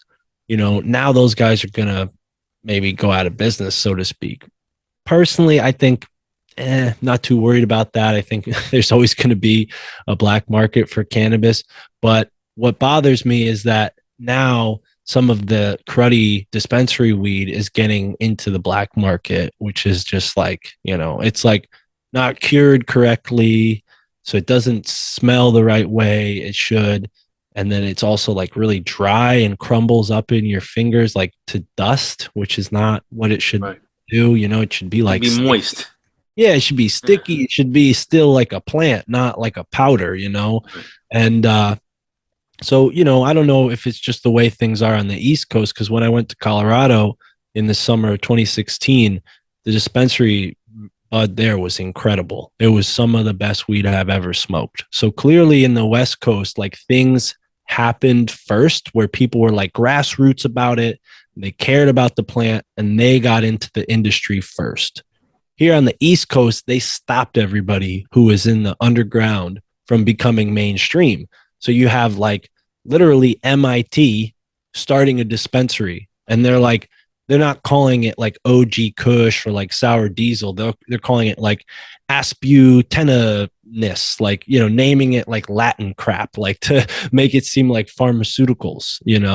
And I'll tell you what, like being in Connecticut, I drove up to Mass a couple times to check out their dispensaries, and 80% of the time I was disappointed. I got some cool stuff, like the edibles are all pretty great, but I would say something's happening for sure. And I think the same thing happened with tobacco. I think the same thing happened with alcohol. Anytime the government comes in and controls something, They fuck it legalizes up. they screw it up. They screw up the quality because they don't want people to enjoy the real benefit of it. They want them to be addicted and to take advantage of the cash cow, because cannabis can be very addicting. I mean, I'll admit it, I'm addicted. I also smoke tobacco with the cannabis. So maybe if I didn't do that, I wouldn't have I wouldn't be fiending to smoke. That's what they say around here. I don't know if that lingo goes outside of Connecticut, but fiending is what we would call it around here. And It's an East yeah, Coast term, man. yeah, that's the East Coast. But that's kind of my like 2 cents on like just cannabis, like in my experience with it.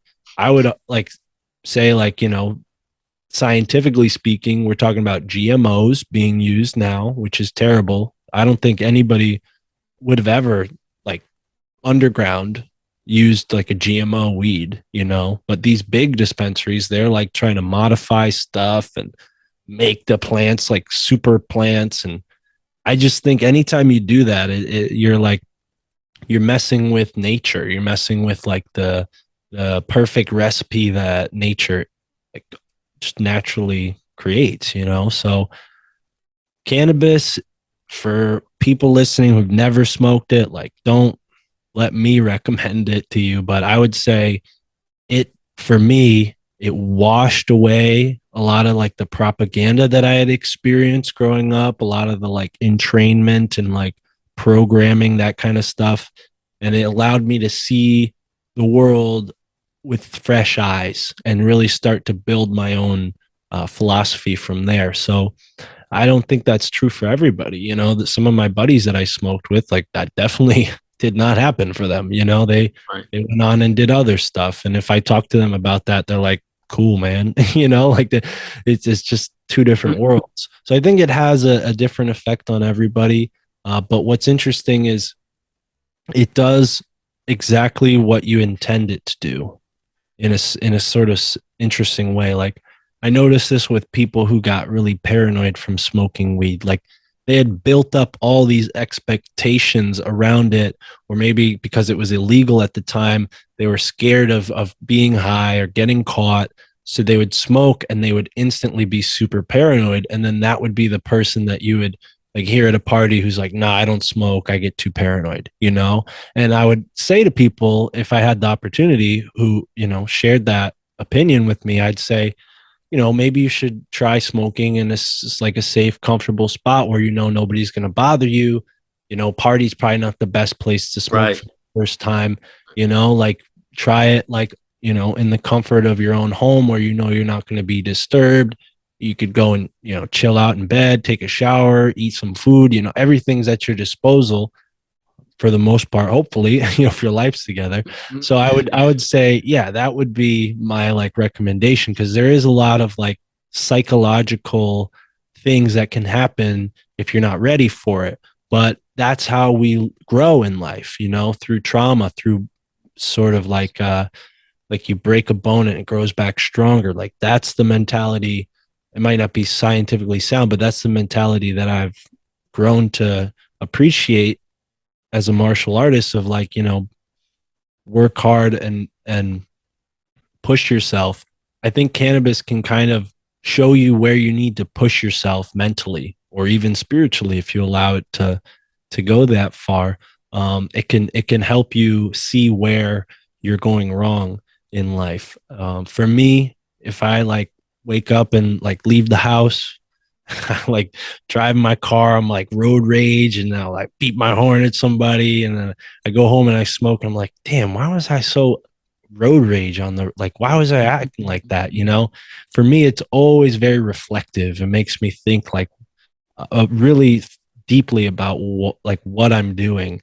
And, I think that's something everybody should experience. You know, again, I don't want to recommend people smoke if they've never smoked before, but I think everybody should have that in their life, a space where they reflect on their actions. Because if you don't, you know, you're going to have like a midlife crisis or something, right? Like that's the whole midlife crisis thing. Like a guy who just works so much that he doesn't even think about, he never reflects on his life until he's already halfway through it. And it's a crisis. So he's got to buy a Porsche to, you know, make himself feel Compensate. better. Yeah. Yeah. You know, or whatever people do with a midlife crisis. Or I don't start think a podcast. yeah, maybe.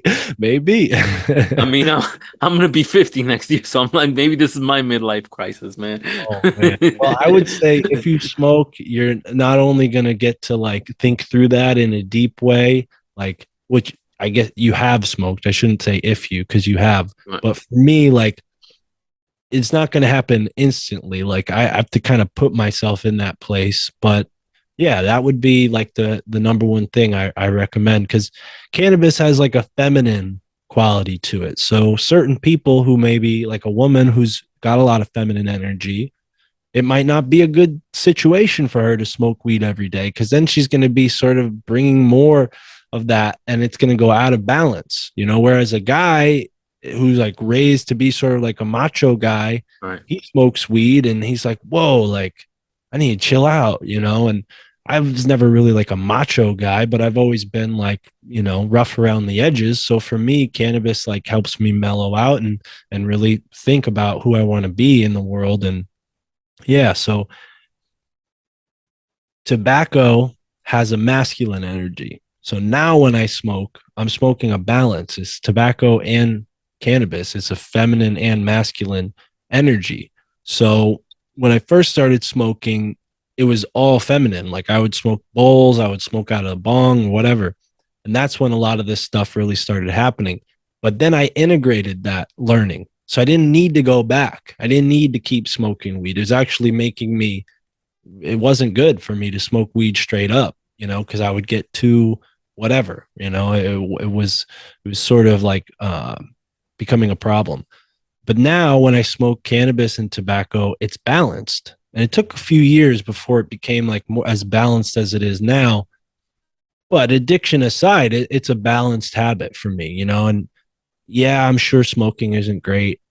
My voice doesn't always sound like this. I have a scratchy throat today, Right. but yeah, I think smoking has been like totally misidentified by our modern society. Like people in 100, 200 years ago, they would smoke pipe tobacco till they were like 100, like Right. it wasn't like a health thing back then. It's only because they started spraying pesticides on tobacco and rolling them into these cheap little cigarettes with all these chemicals to keep them, from like burning lopsided. That's what gives people all these lung problems. It's not the plants themselves. If you responsibly use cannabis and tobacco, you could be a very healthy person. I don't think it's unhealthy to use those plants. So that would be kind of like all I really can say about Right. cannabis. I So, also so what? recommend people Go grow ahead. it. I Go ahead. recommend I'm people sorry. grow it themselves. Like if you're gonna Right. smoke, like you could either grow it yourself or like know somebody who's like that close to the process, because there's something about like knowing that your plant is growing like safely, right? Like that you want to at least be able to connect it back. Like you might not be able to buy from a grower, but like if your dealer's buying from a grower, like, hey, let me see some pictures of this. Like let's see what it looks like, because it's a plant. If you're growing your plant behind your house in a ditch next to a sewer, like that weed's not going to be the same as like somebody who's growing it with like pure water and the best sunlight and all the right conditions, like, so that's important too, is like know where your bud is coming from, where it's growing and who's growing it. So who introduced you, or how did you get the idea to mix tobacco and cannabis? Well, it's just a thing, like the first time I ever smoked, my homie Lamonte rolled us a blunt, so like that was the first time I ever smoked. I didn't get high though. That was interesting. Like the first time I ever smoked weed, I did not get high. I was just like, Wow, that was weird. it's weird. Yeah, I was like, that was weird. And I was young. I was 16, so it was like, and I didn't feel so comfortable with it because I was on the wrestling team, and I was like, this might affect, my wrestling. I really liked wrestling. I wanted to like do well. But then I saw Eddie Bravo on YouTube, like taking a bong rip and doing all this jujitsu, and he's a legend, like training some of the best fighters. So I'm like, huh. And then I see Bruce Lee was Yeah. smoking weed and using weed in some of his training, and he wrote about it in his books. So I'm like, okay, this is a no brainer. So I started like smoking and training, and it wasn't until a little bit later that I started smoking like every day. And yeah, I don't know, man. It's just it was always like it was for at first it was like just getting high, but then as I got a little older, I'm like, no, I like the blunt and the weed. I prefer that. And then Amos kind of confirmed why I preferred it. It wasn't that he like recommended I do it, but it was like I already sort of intuitively got there, and then he was like, gave me the understanding that I was looking for, of like, well, you probably like this better because it's a balanced way to do it. Tobacco is masculine, cannabis is feminine. He actually told me that cannabis has been growing in the New World for a long time, way before the colonists got here. And he said that Native Americans would smoke blunts. Like that was one of the things they would do, is roll weed into tobacco leaves, going way back like hundreds of years. Wow. So, and that's like what's interesting is with these illegal drugs, or drugs that have become illegal, there's not the same history as like ayahuasca, or maybe like peyote, where it was more cultural, and like there's some like cannabis has sort of a blank space in the history of like how people were using it and whatnot. But yeah, I don't know how true that is. It's something Amos told me. He could have like heard it from somebody who is lying or whatever, but I think it's true. And that always kind of made me feel unique. You know, the America, we kind of like invented the cigar and the cigarette. Like the rest of the world, they were just smoking pipes until they came over here and brought tobacco back to the to Europe and everywhere else. Like they were just smoking out of pipes and opium freaking tubes or whatever people, hookahs, right? Those things. Over here, they were actually like smoking like the whole plant, and I think that there's something about that. Like you're not holding on to this like piece of junk that has a bunch of like gross smells coming out of it. Right. It's like you have it, you roll it, you smoke it, it's gone. And It's and more, you're closer to nature with it. yeah, it's less technological. Like a bong, a pipe maybe not so much, but like that kind of stuff. It just felt like technology. Blunt's very natural. Exactly. So, have you tried psychedelics at all? Have you delved in that realm at all? Yeah, yeah. When I was in the fraternity, that was like where I got exposed to that. Through like people partying and stuff. But yeah, yeah. I definitely like. It's been a while since I've done any psychedelics. It's an interesting like you know part of my life because I feel like I use psychedelics intentionally when other people were just using them to party. Not to put myself on a high horse or No, anything. but like I said with weed, has that stigma of it being like a party thing when it's not Yeah, necessarily just that. It could be used as a tool, you know? right. And when I found like people who had access to that kind of stuff, I had already read a bit about shamanism, and I was really fascinated with shamanism because I'm like, oh, why is this thing happening to me while I'm smoking weed? There must be like an explanation for this like spiritual feeling I have. Like, because before that, church had made me think like God was fake. Like church was so boring. I'm like, these guys are scammers. This is just a scam to get people to be a part of something for their whole life. And I didn't really understand religion, so I just rejected it. And cannabis kind of brought me back to like understanding that I have a soul and that God is an actuality, which again, maybe not everybody agrees with that, but I personally have been like, it's been proven to me through my relationship with nature and through cannabis. And I guess I tried to explain that. And for me, that was always enough. But then, like, the allure of going into another dimension or whatever by doing mushrooms, So I tried mushrooms and whatnot. I did acid, and I was always very like pragmatic about it. Like, okay, I'm taking it. I'm going to go hang out at home. I'm going to do this. Like, I had a plan. I wasn't like, all right, time to trip today. Who knows what'll happen? Like, maybe once or twice with the right friends, I did that. But for the most part, every time I did psychedelics, I had like a constructive goal in mind.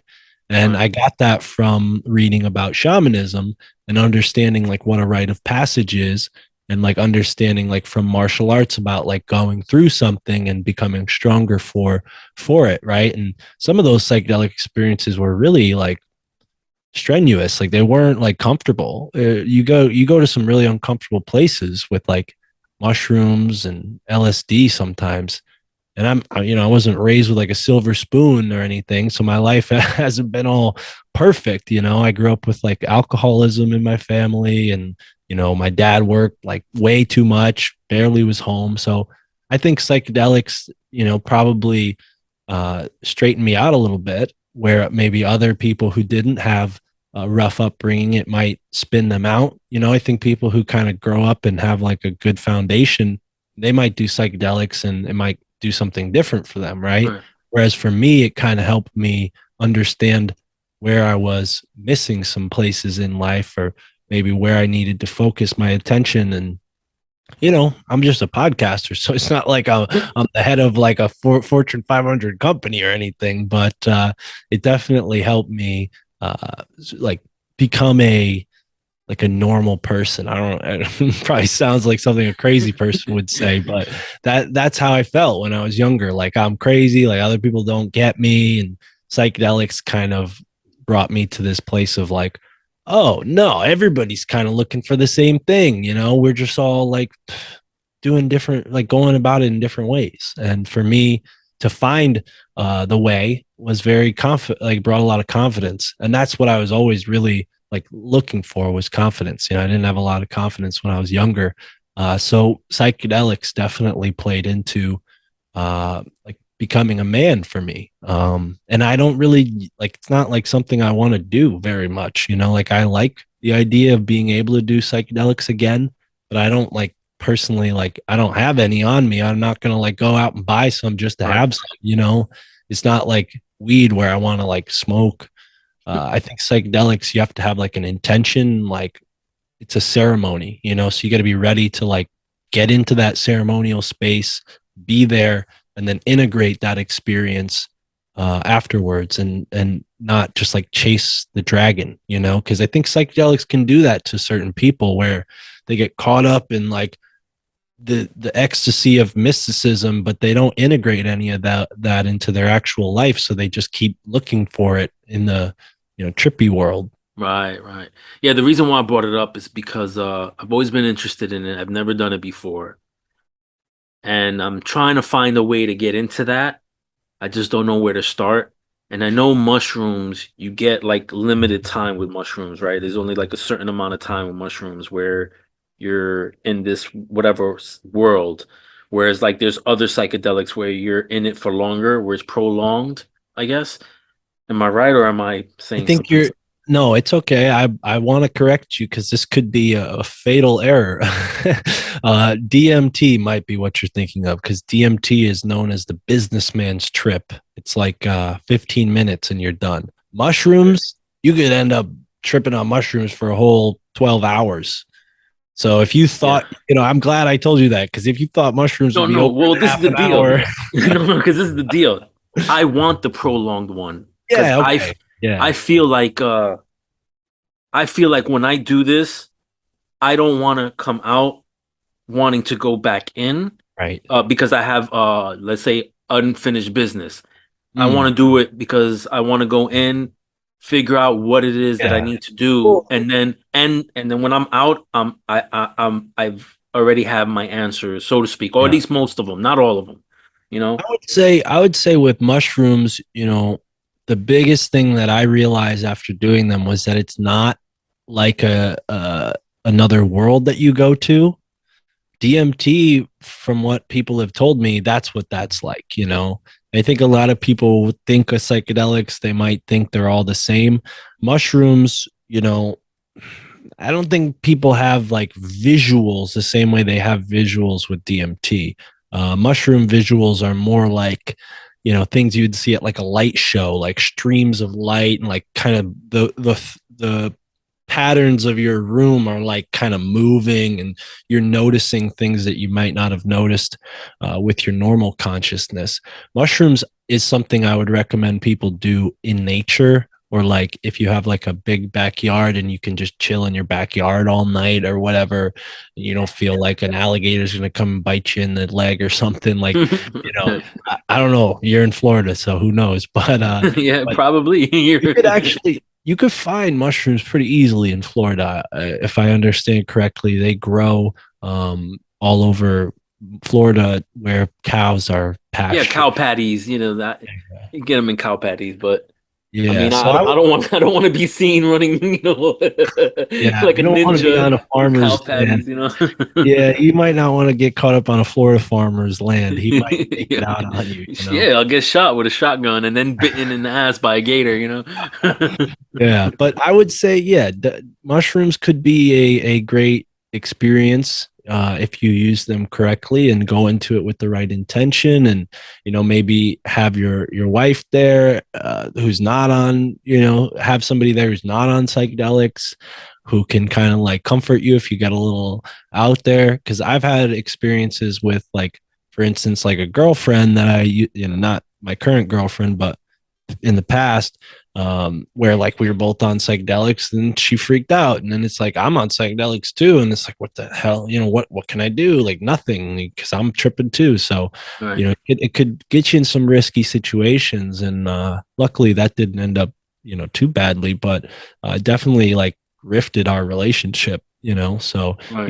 you want to be careful with those kind of psychedelics, you know. Maybe have a what they call a trip sitter, you know, although Right. kind of a hypocrite because I've never had a trip sitter, but I've also like gone into it with that intention of like, I'm going to take care of myself. But here's the deceptive thing is like sometimes you get to a state of mind where you can't take care of yourself. Like I remember one time driving on mushrooms thinking I'm the boss, I'm the best driver in the world, nothing can stop me.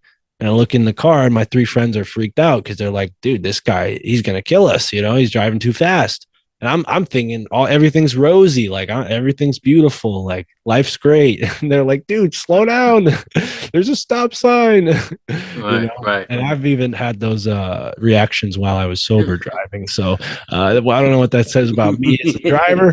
Got a little bit of that Chinese livery driver Yeah, that's energy, it. you know, got a rush to that destination. But yeah, I don't recommend getting behind a motor vehicle ever on psychedelics for sure. But cannabis, as a matter of fact, I'm kind of bummed that it's becoming legal because now they're gonna like breathalyze you for weed, which is just ridiculous It's because stupid. Yeah. there's no way to like legally like justify that. You know, there's no one solid measurement that you could say like, oh, yep, you're too stoned to drive. I've been smoking every day. I've been smoking longer than I've had a driver's license. Every time I've been behind the wheel, I've been high, and I've never been in an accident. Well, I've been in a few accidents, but they were all caused by other So drivers. yeah, right. That doesn't count. Right. Kind of, but still, you know, so that would be like personally, you know, again, not making a sweeping endorsement for everybody, but like I've always found that cannabis gets me more focused, more in tune, and I love driving while I'm high. I think it's one of my favorite pastimes is just go for a cruise and see what's Right. out there. And synchronicity usually delivers some you know, when you don't have a destination, you end up finding a better destination kind of thing, you know, like you just sort of aimlessly drive and you find cool stuff. Do you know who Chaz of the Dead is by any chance? Yeah. Yeah. Yeah, I interviewed him. He lives here in Florida, so I was thinking of maybe because I Oh, know he he jumped deals out. with. Yeah, yeah. I'm thinking about hitting him up and maybe heading out his way. Talk to him about it. Maybe staying with him a night or something, and just try. I feel like it's something that I need to do. But let me segue into crystals because I know you're big on crystals, and to most people, crystals like what is crystals or why should I have crystals? They just sit there. What's the purpose of them? What do they do? So what is so special about crystals, or what can be so special about crystals? A lot, a lot. I think crystals are just they're just another aspect of our natural world. You know, it's like I was saying before about consciousness being everywhere. Like, you know, people might look at a tree and think like, oh, tree, that doesn't have a mind. It can't think, you know, but in a sense, a tree does have a mind. It's able to tell where the sun is and grow its branches in that direction. Some people might say, well, it just senses the warmth, dummy. Like, yeah, but that's a mind. You know, that's what a mind does, right? So everything has a mind. Crystals have a mind. Crystals, I mean, the more you learn about crystals, the crazier it gets. Some of the things that you can find out about crystals are pretty astonishing and tell you a lot about the weird world we live in. One of the things is that crystals pattern can change over time. They evolve, right? So a crystal isn't like a static thing that's always the same. It evolves over time. So your Uh, crystals have changed, like those that you have right there? no, I'm talking about crystals in the earth, right? So we're Okay, talking okay. about I'm like, sorry.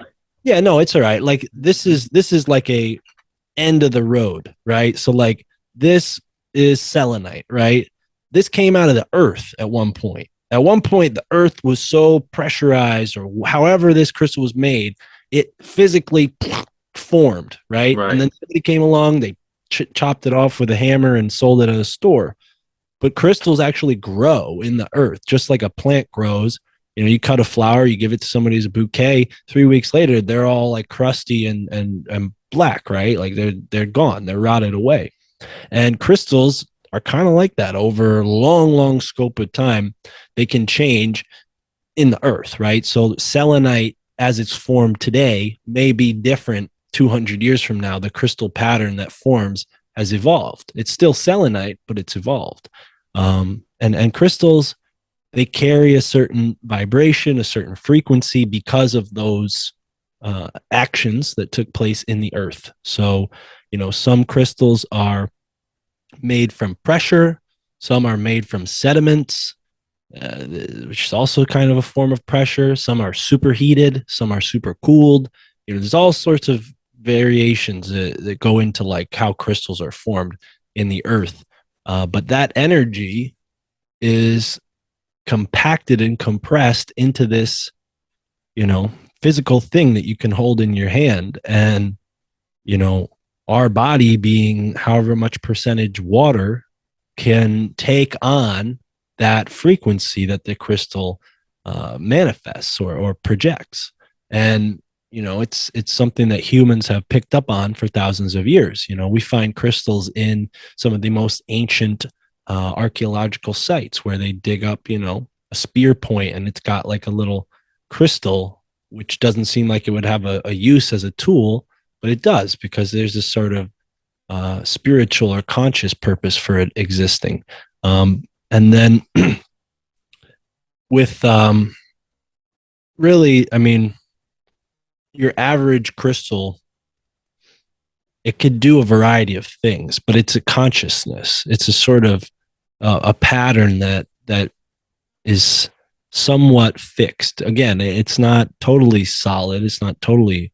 There's some fluidity with the energy and the way the energy projects from crystals, but ever since I've had crystals in my life, I've sort of felt like an integration process has taken place. I've sort of rounded out these influences. And now when I sit here at my desk and I have all these crystals around me, they're subtly influencing me and my consciousness. Right.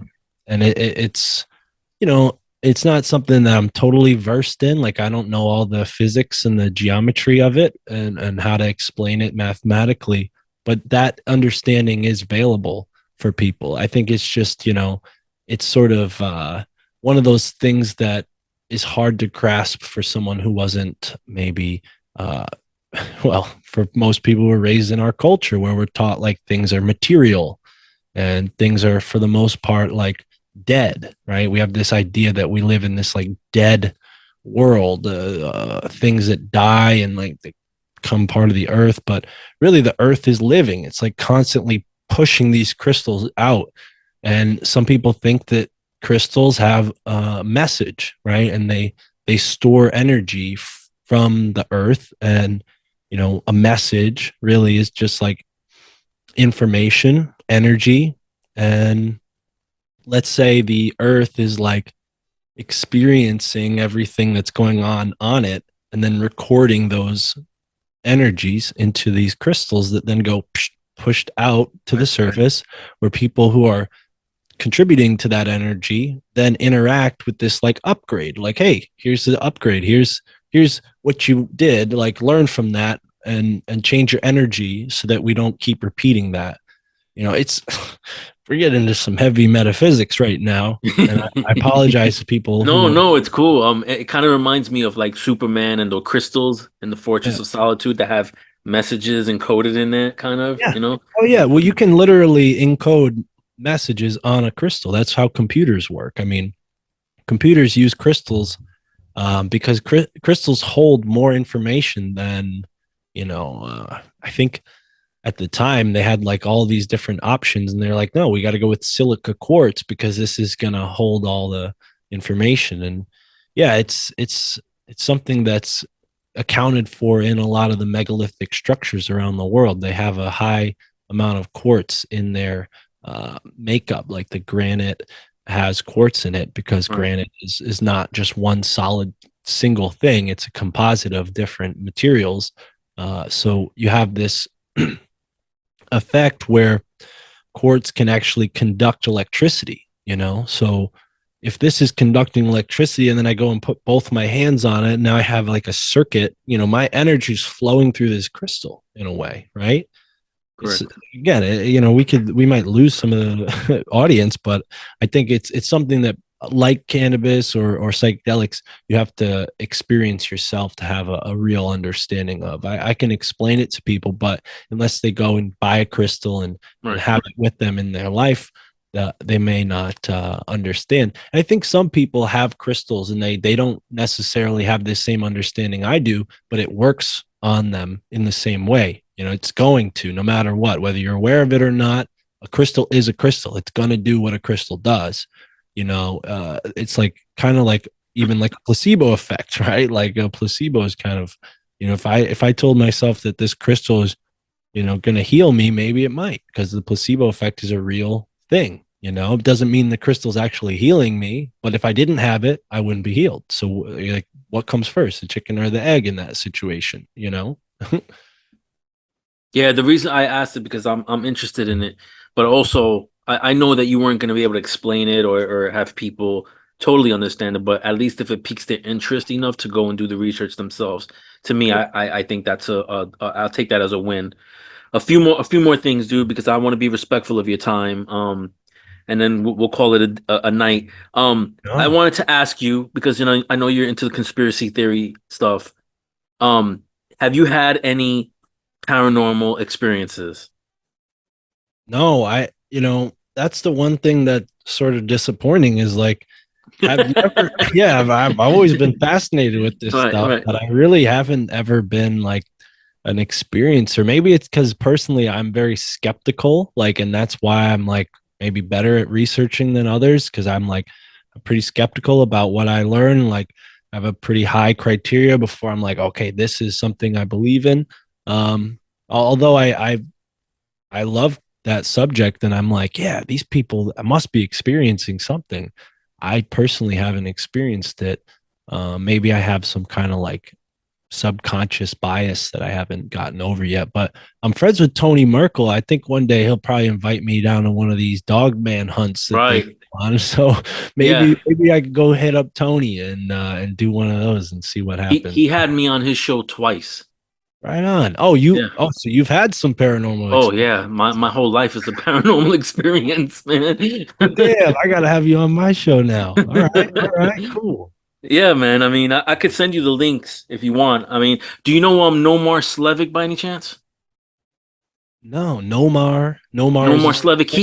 He's out around your way. He's in Maine. Okay. He's a rapper. I mean, I've known him for years. He's a rapper, but then he became a paranormal investigator, and he has his own show. And I'll send you links to that too as well. But you should have him on your show.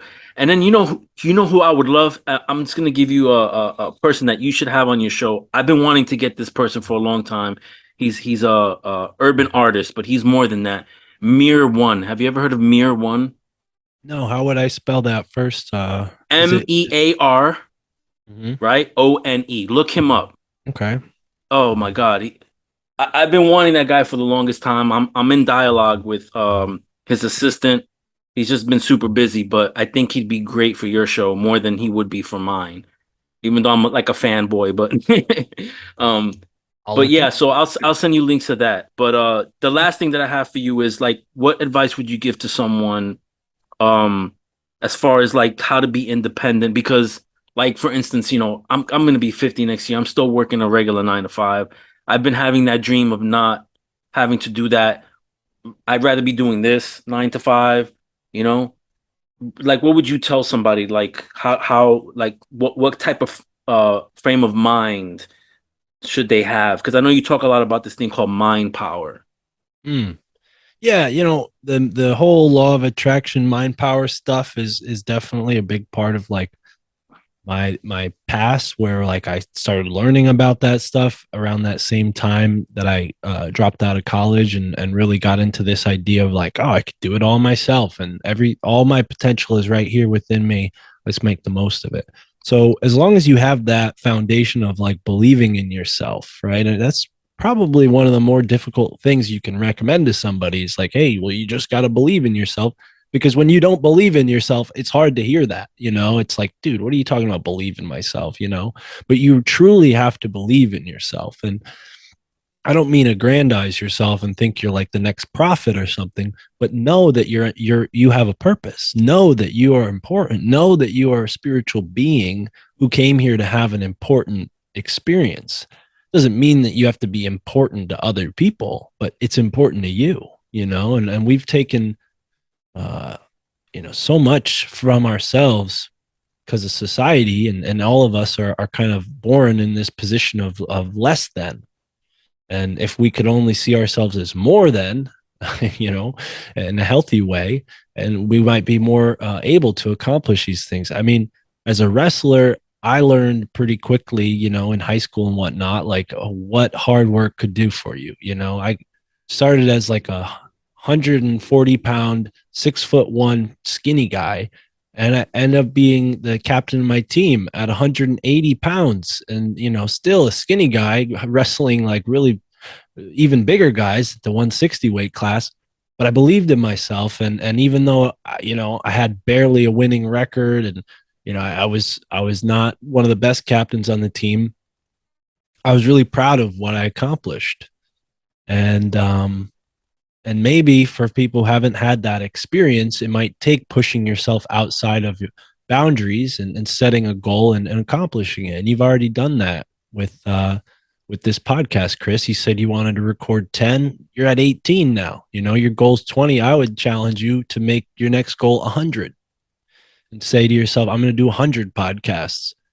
And you don't have to do that all this month or next month or even by the end of the year, but just Yeah. know that you're going to stick with it enough to get there, and you're going to have 100th episode, and you're going to invite your favorite guest that you've had on in those 199 episodes before that, and be proud of that, and visualize what that looks like. I think that's the biggest thing is people, they set their expectations.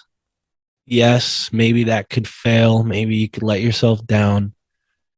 But if you visualize and you charge that visualization with confidence rather than doubt, then you're not going to let yourself down, because even if you fail, you'll know where to go next, right? Because the beauty about failing is that you have a lesson that's learned, right? A failure is only worth the lesson that you learn from it, right? So that's the thing about setting expectations, is even if you expect something that doesn't come to fruition, like charge that beforehand, so when you get there, you're happy because you did it. I mean, you may not have did it to the point that you thought you would have, but you did more than you had back when you started, right? So that's something to be proud of. And I think that's a little bit about like, mind power, and so many people are born again thinking like they're less than, that they even are not able to get into this mindset of thinking powerfully, because they're like, who am I? I'm just a humble so and so. But you're not. You're a human being. You have a purpose, and we all need to stand up right now and be purposeful, because our world has gone to hell in a handbasket because of the purposelessness of the majority of people who just want to be like the boomers were, and spend all their money and live all their days like that vacation mindset. That's not constructive. We need to be thinking about the 7 generations ahead of us, not just about my life and what I'm going to do when I'm in my 70s, and I better be retired by then and be living in Florida. And like that's my grandparents, like they're boomers, they did that whole thing, and like I totally understand their mindset. At least I think I do. They'd probably differ with that. But yeah, I think that's the big thing, is that generation was so focused on themselves that it made a psychological impact on the rest of us. That's a whole topic for another episode. Right. But yeah, that's the main thing, is like, don't let people get you down thinking that you can't do it. And when you have the idea of like, all right, I'm going to do this, visualize what that's going to feel like, and feel that now. Because if you can feel that now, you're already halfway there. Right. The only difference between where you are right now and where you want to be is time. And time is an illusion, because when you get there, it's now. It's always going to be now, right? If you're a CEO of a company, like that's the now. You weren't born a CEO, but that's your now, right? So it's kind of a contradictory thing to get your head wrapped around. But when you can, you start to feel like, oh, okay, I'm the man, right? Like that kind of thing. Like, I'm the man. All right. Yeah, I could do this. That's who I am. I'm the podcast guy, right? Or whatever it is you're thinking of becoming. That's you got to be it now. There's no in between. It's here now. It's a Right. transformation that you have to make now. So that's and then once you make that transformation, you'll do everything it takes to be that person, right? Because you are that person. It's not about putting it off until you become that person. It becomes, oh, what does it look like to be successful? That's how I need to act right now, right? What do the most successful people do? That's what I'm going to do today, because then you're going to be that much closer to that. And again, I have a podcast that's done pretty well, but it could be doing better. So who knows where I'll be in 5 years with this mindset? I hope I'm in the top 10 of all of the society and culture genre podcasts. But right now, I'm in the top 10 of all the philosophy podcasts. There So you a go. smaller group, but I feel like that's an accomplishment. And if that says anything about the power mindset, like maybe that can inspire people who are still a little doubtful. Well, dude, you have a great show, and the intro is an awesome intro. Who is that group? I remember you mentioning it in a podcast. What group is that? Yeah, Destiny Lab. And Destiny Lab. all the music I use on the podcast, I write it all down in the episode description. So in the episode description, you can click Destiny Lab and it'll take you to their website. They have a Right, YouTube channel. His name is Ark. He's got a brother named Neo. And these dudes have been on my podcast twice. They're both really cool dudes. They're great rappers. And Ark actually does a lot of cool research too. So he's right. not just someone to make a song for your podcast. He could be a guest on your podcast. But yeah, it was cool because I just kind of met them like through Instagram and said, "Hey, you want to be a guest on my show?" And then one thing led to another, and I was like, "Dude, you want to write a song for my intro? Like, I want an intro song that says like my family thinks I'm crazy, like Yeah. conspiracy, like themed." And he's like, boom, done. Like, sent Right. me it like a few days later, and it's been Are rocking they ever. are they from Connecticut or? No, I just met them online. I think they live out in West Coast. But then I met Okay. another rapper named Halizna, who's out of Pittsburgh, and he made the songs that I use for the outro. I have 3 songs that I switch up Right. for the outro depending on the vibe of the show, and they're all rap songs written by Halizna, who's a really cool dude. He puts his music all out for free on Free Music Archive, and I paid him for the ones that he did specifically for me. But he's a good dude. He puts a lot of music out there for free, and I think more artists should do that because, yes, you should get paid for your work, but this guy, he's figured out how to give out something free and then get paid for other musical abilities that he has. Right. Right. It's Yeah. sort of a new mindset to being a musician on the internet, and I think more people should take his approach. Yeah, that the particularly the intro just brings me back to the golden age of hip hop, like when you had really awesome beats, and then lyrically, it had like it was lyrical, it had really good content to it rather than just rapping about how much money you got. But Mark, thank you so much. I really appreciate it. This was an Yeah, excellent Chris, I want episode. to invite you to be on my show, man. The My Family Thinks I'm Crazy podcast. We could talk about your paranormal experiences. We could talk Whatever, about dude. underground rap Yeah. and all the other things that we connected on because there's a lot of common ground here, and I really Right. appreciate you inviting me on the show, man. Yeah, I had to. It would have been a failure on my part if I didn't invite Oh you, man. no, no. Honestly, I'll be honest with you, man. But thanks a lot, and keep doing what you're doing, Mark. Honestly, and yeah, we'll do this again. Just tell me when you want me, and I'm all yours. Okay, brother? Right on. All right, bro. Thanks a lot, brother. No problem. Peace.